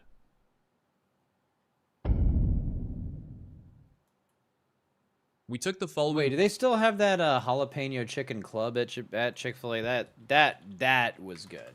I think they replaced that with the honey pimento. I'm fine with the honey pimento. It's just like a little too fatty. I'm going to the gym after this. I want something that's like a little leaner. I think it did replace it. That sadness.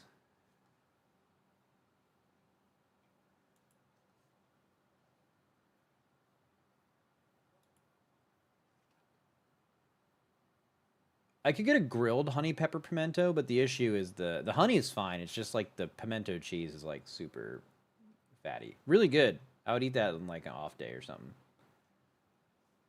I mean, can I just get the Chick-fil-A grilled chicken club just with jalapenos on it? I guess the other thing was like the sauce of the other thing. But they probably still got that sauce.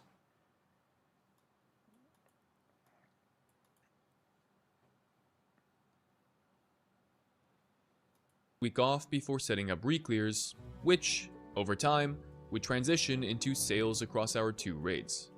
And for the first time ever, I would entertain a non-rogue character as a legitimate raid alt.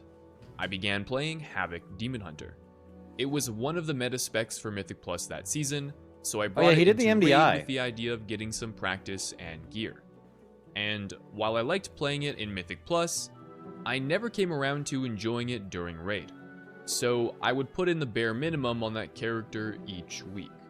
So long as I wasn't holding the raid back, I just showed up, killed a few bosses, and ran off to do keys. This would go on for a while, and farm became an afterthought. Even if it wasn't for the Demon Ooh, he's Hunter, losing his I'm not a Modi. huge fan of farm raids in general. There were also other things going on. I competed in my first MDI with I Do It. There was a new game, Fellowship, that would release around this Fellowship time. bangs. It's a Mythic Fellowship Plus-like fucking game that I'd bangs. spend a good chunk of time on. And with this going on, I was content. Until I would get a message that would change everything. Oh shit. Hey yo, wanted to reach out again before the next expansion and see how your schedule may be doing. We are still in high demand for a rogue, so if the availability would be there, not sure if you're still interested in moving up. Outside of rating 6 to 7 days, we are the strongest in our bracket and got US 6 this tier, miles ahead of other guilds on our schedule, while running 2 rogues the whole tier. That's a good Look pitch, at- bro. Miles ahead of other guilds on our schedule, based on what, you know? But also it goes hard. The value of the class, not just Miles full copy ahead, World first, bro. and not full meta. I recognize this person. It was the guildmaster of GN. GN, the Reaching Lockout Thieves. Wait, what does that mean? I kind of vaguely remember something about that. What did they do?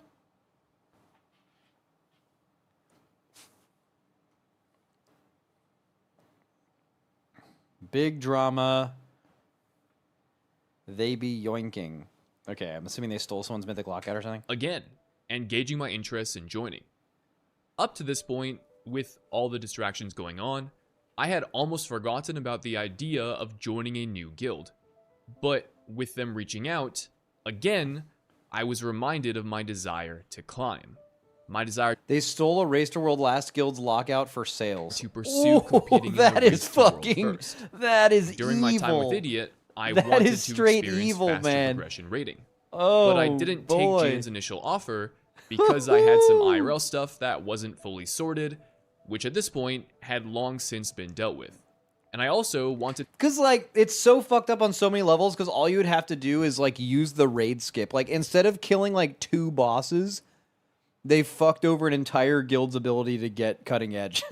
Oh my god. to have a good raid tier on the rogue. And if we conveniently leave out the end of Dimensius, Well, the guy paid GN to carry him to cutting edge because the guild kicked him. It doesn't matter. I guess you could say, like, maybe the guild didn't know.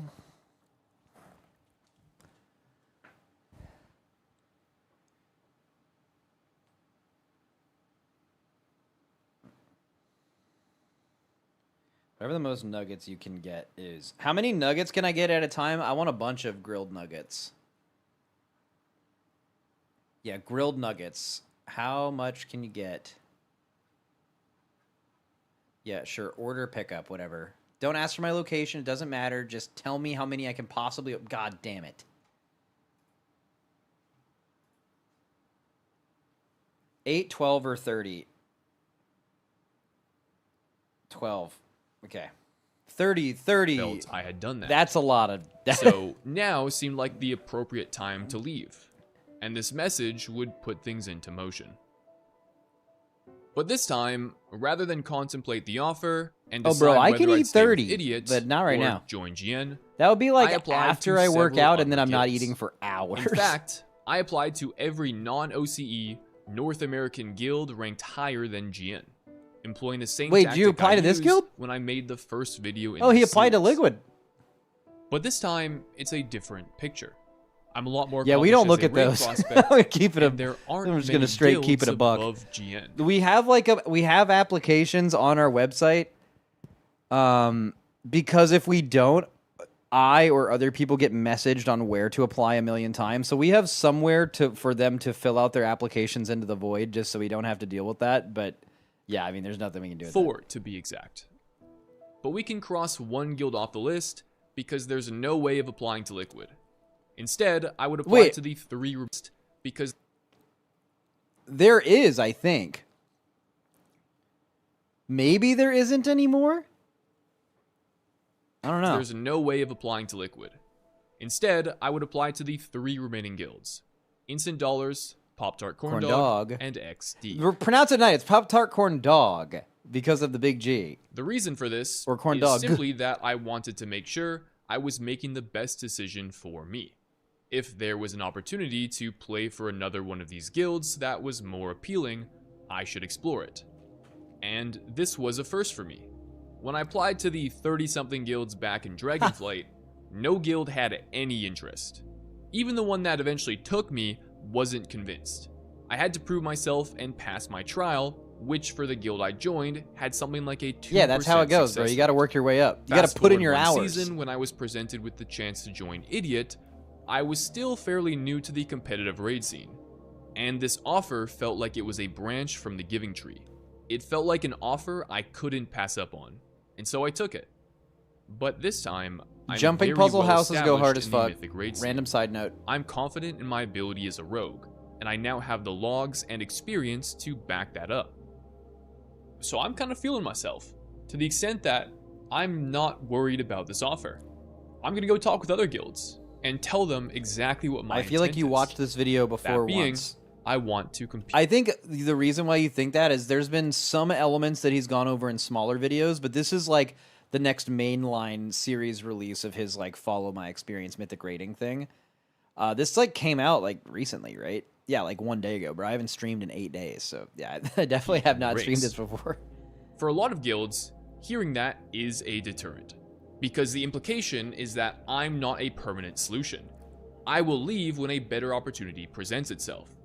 And while this is true for a lot of people that go guild searching, perhaps not with the specific goal of competing in the race, but rather a more general pursuit of competitive rating, openly saying that is kind of taboo, as is stating that you're considering other guilds.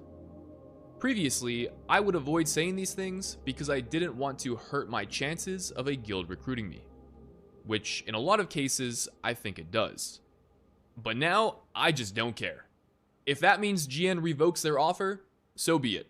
I'm confident I can find another guild that'll take me.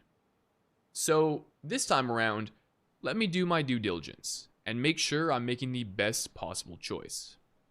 Now, before I go through how this process went down, I want to address one more thing. That being guild culture and the reputations surrounding these guilds. Okay. Now that I've been around the raid scene for a while, I've learned there are all kinds of raiding guilds. Some guilds are democratic, others are led by a GM that's basically a dictator.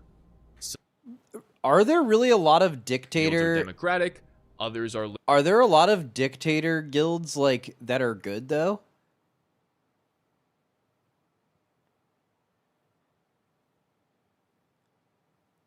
Really? Yes, yours is one of them. Like, Echo? I don't think Echo's like that. Like, when I see this, it's like there's one tyrannical lead. I've been in guilds like this. I know what this is like, right? Like, usually the really good guilds are like, there's pretty much all the officers are involved. The guild is involved. Blood Legion. Yeah, I guess. But, like, I don't know. Like, I don't know how many guilds, even in the top 10 in the US, would be considered like this. I bet it's, like, one, maybe. Led by a GM that's basically a dictator. Some guilds have a chill raid environment, others are very serious. Some guilds are family-friendly, and some guilds are not. Of the guilds I played for, Mind Goblins was super chill. The guild after that, very serious, and led by a single authority. And then Idiot fell somewhere in the middle of it. I mean, bro, if you're trying to lead a guild as a single authority, your guild's gonna be like deficient in a lot of areas, and also you're doing that shit on hard mode for no reason. It's just objectively worse. Leaning towards wailing over gacha games. That's what Idiot was. Wait, how did we get to Or in the wailing middle over of it all, gacha? Get back and up. led by a single authority. And then Idiot fell somewhere in the middle of it all, leaning towards wailing over gacha games. That's what Idiot was. As for the guilds I was applying to, word of mouth surrounding the guild culture in these places was not good. As I spoke with people, I would learn of some pretty degenerate behavior. There were depictions of casual racism, or sexism, or homophobia. It read like the kind of Yeah. environment where microaggressions were normalized. Whether it Yeah, was not fringe good. jokes or people casually dropping slurs, it didn't sound like any of it was genuinely hateful, but rather that was a part of the culture. Yeah. And to an extent, I mean, there's definitely I there's get- way less of them now than there used to be. Like, bro, in like 2010 onwards, that was like the percentage of high end guilds that had a culture like that. It was like exponentially more than it is now. But I'd be surprised even how many of them, because like the ones that I know about, they're like, there's not that many left that are like, there's guilds it's hard to recruit from because it's like you don't know what you're gonna get with that person, you know. But yeah, it's giga hard to find a guild that isn't like that. Really, I kind of just figured. I mean, I might just be insulated within our guild. I mean, I definitely am. But like, I kind of figured a lot of that has cleared up over the last like 10 years. But I bet, I'm sure it's not all gone. But I still think that's probably true. I bet like, if you're recruiting, if you're applying to a top 10 US WoW guild, I feel like 10 years ago it would have been a lot harder to find one with a good culture than it is now. Has to be better, bro. I've experienced my fair share of Call of Duty. Someone said lobby- Max Nightman. Are you talking about classic? I'm not talking about classic WoW. Let's hold on. let's get something clear. I am specifically talking about retail. In classic, it has probably gotten worse. I am not talking about fucking classic. Just to be, that's probably where some of the misconception is coming here. I'm talking about retail. Classic is as bad as it ever was when I played retail. when I was younger, so I've seen this kind of behavior before. I'm not comfortable around it, but I get it. Now, I want to clarify. I am not in... Dude, he said he has to, like... Dude, I feel like if you had to be able to, like, try to fit into one of these guilds. Like, it was a requirement. If you wanted to play high-end WoW, you had... He's saying, like... What did he say exactly? So I've seen this kind of behavior before. I'm not comfortable around it, but I get it. I'm not comfortable around it, but I get it. And you learn how to exist in that environment because it is the only environment that you can find to do high-end rating at some point. That now it's interesting because he's kind of newer to the game where that isn't the case, but he's still saying like, yeah, I've heard it before and I know how to deal with it. Now, I want to clarify. I am not in any of these guilds. I don't know any of the people in them. Perhaps the environment there is different. However, based on those I spoke with, which at this point was the only insight I had into these guilds, this was the impression I formed. But despite this, it didn't really dissuade me, because I assumed a lot of this reputation came from the exclusivity of playing at this level.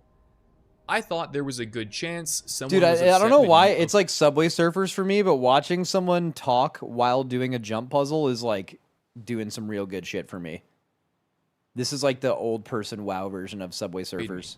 because I assumed a lot of this reputation came from the exclusivity of playing at this level. I thought there was a good chance someone was upset they didn't make it into one of these guilds, and then spread some crazy unfounded rumor, and it spiraled from there. Except, my perception would pretty quickly change when I came across this clip. Did we beat XD? Tell me now! If you are an XD, you need to kill yourself! Oh my god. Okay, what Yeah. just happened? Yeah, that's tough. Yeah, you hear that? that's was tough, from bro. Pop-Tart Corn Dog's progression kill of Dimensius. I think they had some kind of rivalry with another one of these top guilds, namely XD. People are excited, the adrenaline is pumping, and we get this. I'm surely missing some context here, but the fact someone just let that rip, to me, is insane. And I genuinely can't imagine a situation where I would So what is ever he respond. saying? He's saying like he's having a hard time finding a guild he wants to raid in that doesn't feel like that? Yeah. Like that. That's the point of this? Now, to clarify, it wasn't the guild as a collective that said this. It was some dude on their roster, and if I had to wager a guess, this probably... I mean, bro, let's, like, you're talking about Pop-Tart Corn Dog, the GM of that guild, after, by the way, a violent mutiny, like, I feel like that gets looked over. Well, not violent, but, like, Dratnos is the GM of that guild, and he is the most, like, friendly, safe for work, like, except for the fact that he mutinied and took control of the guild. I feel like that guild's probably pretty chill. Like, as far as I know, that's the hippo guy, right? The guy that like gutturally screams after they kill like every raid and just like goes crazy. I would say that's more of like just like a one person thing. Like that's his bit. But yeah, I don't know. I feel like if Dratnos is the GM of your guild, it's probably chill to raid there and isn't going to be too bad. Isn't a regular occurrence for them. But the thing is, if the guild creates an environment where their members feel comfortable speaking like that, I don't want to be there. Now, I'm picking on Pop-Tart Corn Dog here because this clip was relevant at the time. But know that these kinds of situations, or outbursts, aren't unique to them. Through people I spoke with, I would learn a lot of unsavory things about these top guilds. And again, I'm sure not all of it was true, nor does it portray the average lived experience. So is in he these guilds. staying in GNs? But Is that the guild after he's in? seeing this clip, all of a sudden, the people I spoke with, their words carried a lot more weight. I learned there was some truth mixed in, and finding that out was super demoralizing. On one hand, I want to progress up the guild ladder and do progression faster. But on the What I want to see is you complete this fucking jump other puzzle. hand, That's what I'm invested in that's not now. the kind of environment I want to join. So there's a dilemma. You can play at a higher level, but the people around you become increasingly insufferable. I had to really think about this for a while. I don't want any of the drama. I don't want to deal with people putting each other down. I just want to play with people that are passionate about the game and build each other up. That's it. So, in the hopes that one day I might reach that goal and compete in the race, I resolved myself to the fact that I'm going to have to tolerate some behavior I don't agree with. If I want to do progression rating faster and stay on North America, I have literally no other option. And so, aside from GN, I would apply to these top 3 guilds. I wouldn't... It's really interesting he chose to make this a part of his video for a few reasons. I mean, he's being honest and like keeping it a buck, which is good.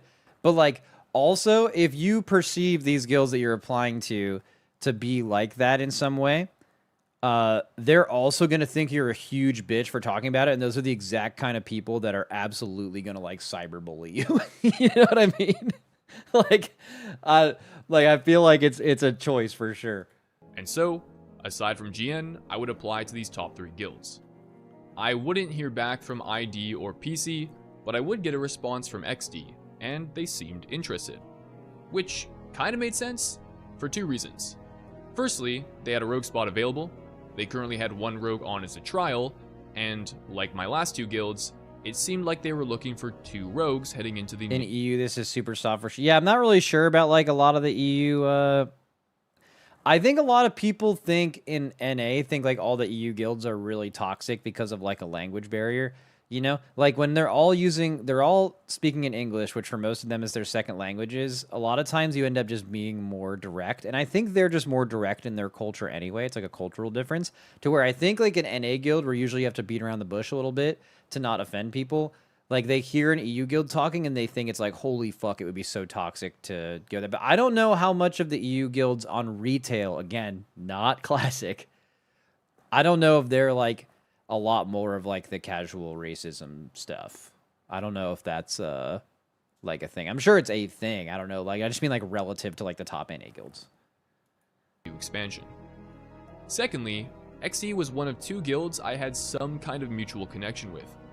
A former raider of Idiot played with them for a season or 2, and I had spoken with them ahead of applying, so maybe there was something there as well.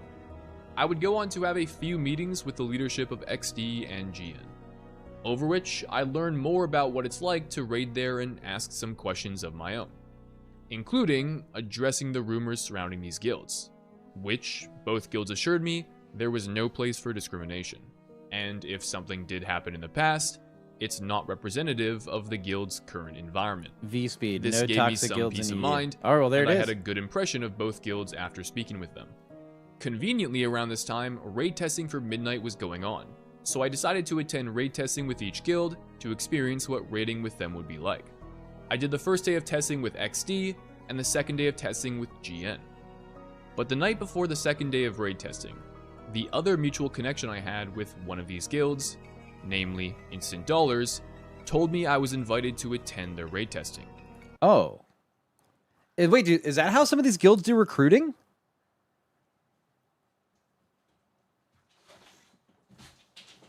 Are they like, yo, show up to raid testing? Like before even like an interview or something? That seems like kind of rare. Or maybe they just needed a guy. But at this Just point, straight I up. had already agreed to do testing with GN. Oh, you fucking leave though. And this was the first I had heard from ID. I don't know if there was something... Bro, that's your shop though. Like ID's way better. Right? more to it, or maybe I was just a body to fill a roster spot for that day. Either way, because I didn't know and it was super last minute, I decided not to go and followed through with the second Why are you day of asking us? testing. You are them? No, what? What do you mean? Bro, I'm pretty sure the way our guild operates is like completely different than the other top NA guilds. With GN. I would not hear from ID again. Now, comparing these two guilds, purely from a ranking perspective, XD is the higher ranked guild. You are a top They guild, also you would raid know more- before us. Dude, I promise you, so many more of you would know how these top guilds operate than not me. I don't think you understand how differently we operate than like the second ranked NA guild in or so many during ways. progression, I have literally which no I fucking was idea. a fan of. I love going super hard for the first few weeks if it means we can clear the raid. That was a test. ID was testing him. He failed. Or did he pass because he already agreed to test with his other guild, right? So he was like, they were like, yo, come test with us. And then he's like, yo, I can't. I already agreed. And it's like he passed the moral test. You know? That's like when you ask someone, like if you're applying to a new guild but you haven't finished progression yet, and the guild's like, hey, you can come join whenever you want. What they're testing you on is for you to say, hey, I'm going to finish progression with my guild so I don't fuck them over, and then I'll join after. And if you're like, yo, that's fine, I'll join right away, boom, you instantly know they're a bitch, and you don't want to recruit them. Quickly. Quick little as test. opposed to a more relaxed, drawn-out schedule. And after running with both guilds, XD was fine. I don't remember much of it. I want to say it didn't seem like the testing had a lot of direction. Now, in their defense, No guilds outside of like the top couple guilds in the world take testing very seriously, honestly. Even for a lot of the like guilds in the top 10 and some in the top 5, it's just like whoever can show up for testing does, and they just figure it out. their raid leader, who was also the person I spoke with ahead of joining them for the testing, wasn't there. They couldn't make it that day. So perhaps the raid dynamic was different than it normally would be. Testing with GN, on the other hand, was surprisingly fun. Raid comms were full of lighthearted banter, a few people spoke to me directly in casual conversation, and their raid testing style was just ripping pulls.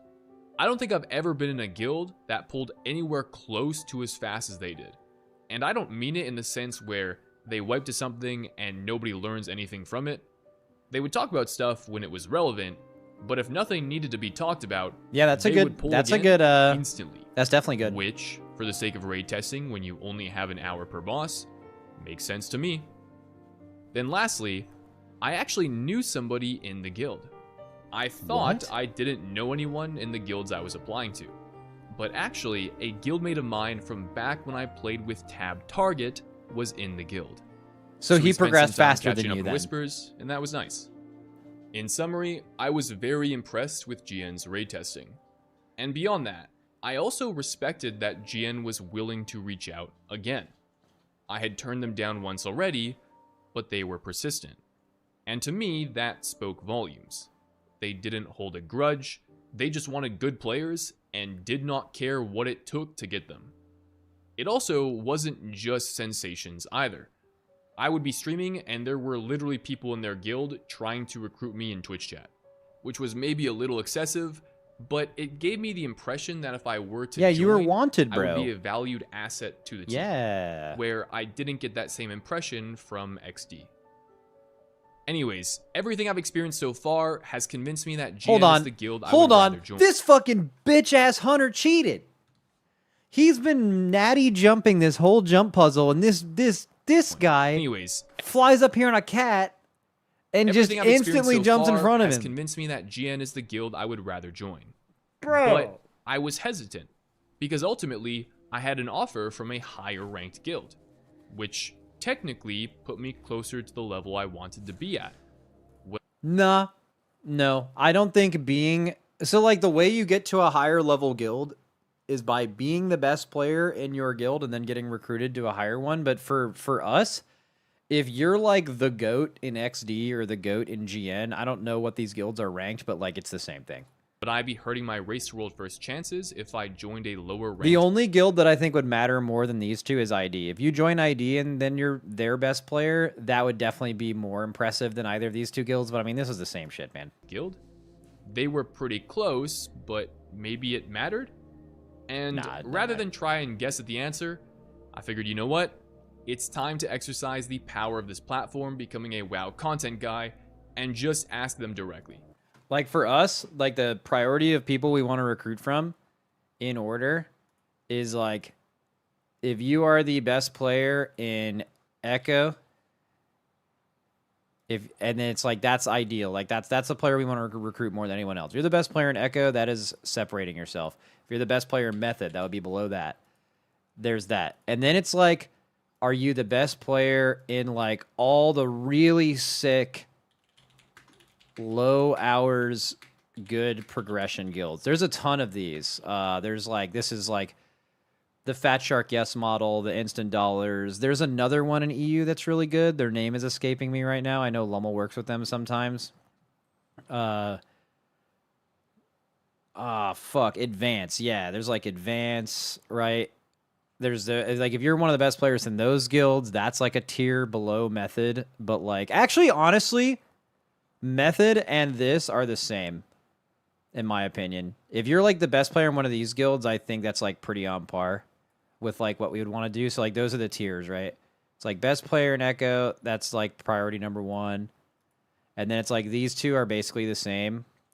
Although Method, actually, no, I'm going to make this up a little more. I'm actually going to put this below. So like, I think it's realistic that a player in a really, the best player in a really sick low hour good progression guild might be better than like getting the best player for Method or as good, but the person in Method has one very important thing, which is they have at least tried to like do the Race to World first by waking up every day, eating correctly, and playing for 14 hours a day. And that is unironically a skill you can't just like make up out of nowhere, and you just kind of have to do it once to get good at it. And like that experience alone probably does put them on a tier above that. Okay, I thought about it a little more.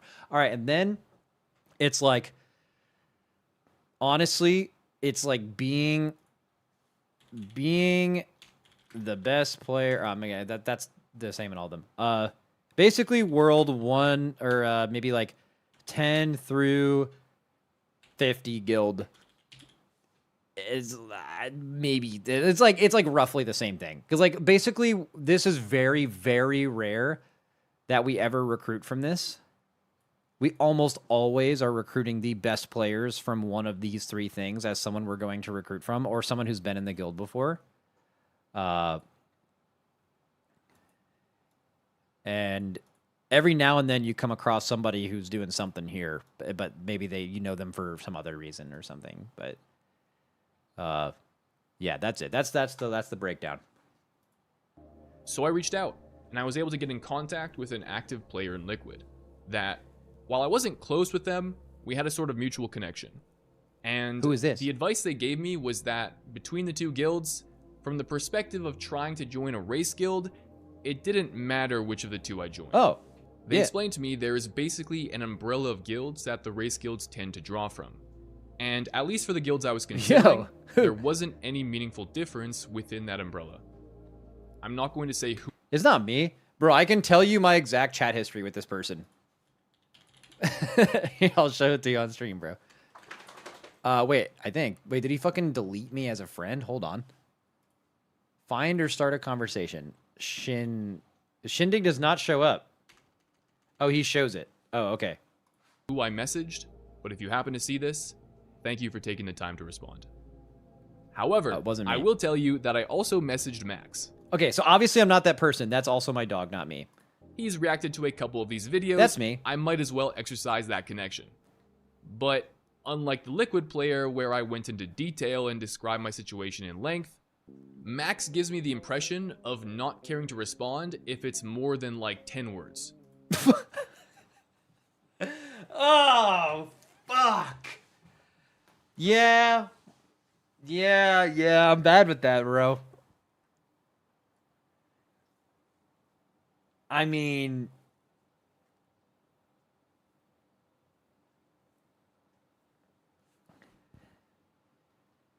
I'm a busy So I man, wrote this. you know? Yo, Max, what do I gotta do to join Liquid?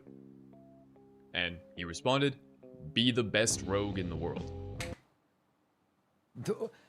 Fucking facts. What else do I need to say? That's a fucking fact. That is literally who we want to join. Realistically, keep jumping guilds and be their best player. Repeat. And his response made sense. I'm being fucking honest. That is exactly what else was I supposed to say about that? Hold on, have I like ghosted him at some other point to where he's not wrong? That's the problem with this. Is him saying that I ghost people who message me is 100% a fucking fact. But that's not what I did to him. I efficiently answered his question. That's what I did. It's not something I didn't already know, but his response reaffirmed the fact that I just have to be really damn good. All of this was enough for me to make my decision. In parting with Idiot, there were no hard feelings. Like I did in my previous guild, I gave my guildmaster notice I was looking for a new guild, and once I decided to leave, I let them know. And, to their credit, they were nothing but respectful. They wished me well, and that was it. I went on to join GN as a trial just before Christmas. I would spend the next several months there, leading up to the release of Midnight. And, to find out how that went down, you'll have to tune in next time. Thanks for watching. Banger.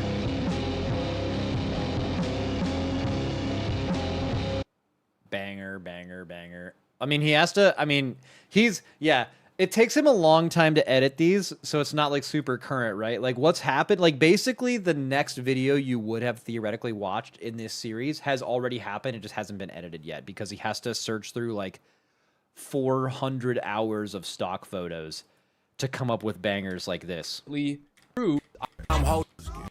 where was it? I had hope. This. Leadership He had literally, the reason it takes so long is he's doing this. With me and spoken highly of me. I developed friends in the guild. I was comfortable. And all of these things... That's literally what... Like, that's what's going on. I'm pretty sure. But it is entertaining, so...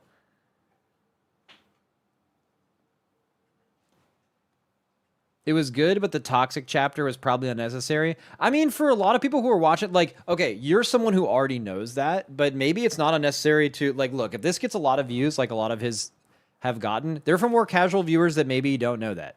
But like anyone that's rated in a relatively high-end guild in retail or any guild in Classic is already very aware of that, so it just seemed kind of pointless. But yeah, it might not have helped his case. Like, honestly, some of those people that are involved in that are very toxic people in general, and those are the exact kind of people that are not going to react well to you talking about that because they're just going to think you're a bitch and then maybe cyberbully you or take it out on you in some way. So yeah, it definitely might not have been a good idea to do that in general.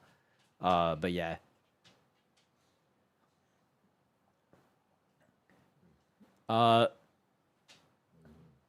As a filthy casual, I appreciated the insight. Well, there you go. Yeah, see, the thing is you have to realize this. If you're someone making a video to hundreds of thousands of people on YouTube, you have to, as soon as you go above a certain number of viewers, high-end players are not your audience because there's almost none of them. It's casuals that don't know that stuff, so it might be relevant, right?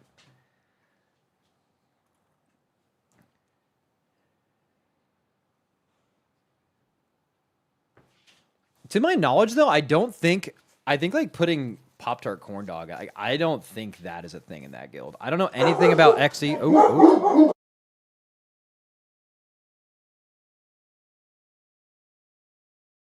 Sorry, bro. My dog's are fucking screaming.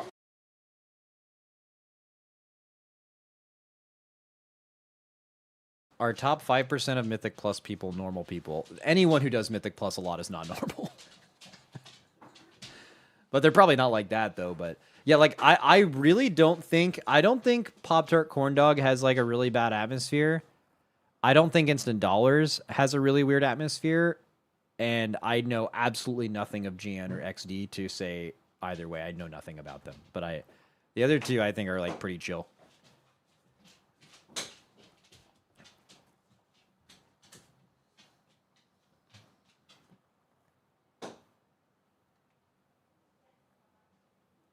Lily's sitting so patiently. Yeah, Lily's a good girl. Lily, come here. Lily, come here. Not you, Ella. Yo, chat, be happy. This bitch is going through chemo right now, but she's being a real good girl. She's being a good doggy. She just started her first dose, like, I think like 3 weeks ago or something, so she's due for her second one soon. But she's being a good girl. And she's, like, very healthy. 0 side effects. You would have no idea unless I told you. But, yeah, she's doing good. Hi, Lily. Say hi, Lily.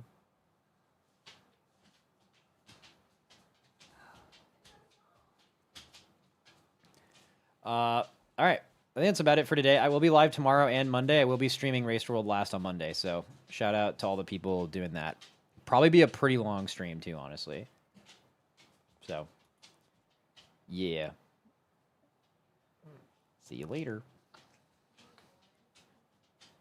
Oh yeah, tomorrow we'll do like a little tier list stuff, and we'll also do the predict raid comp, the first one.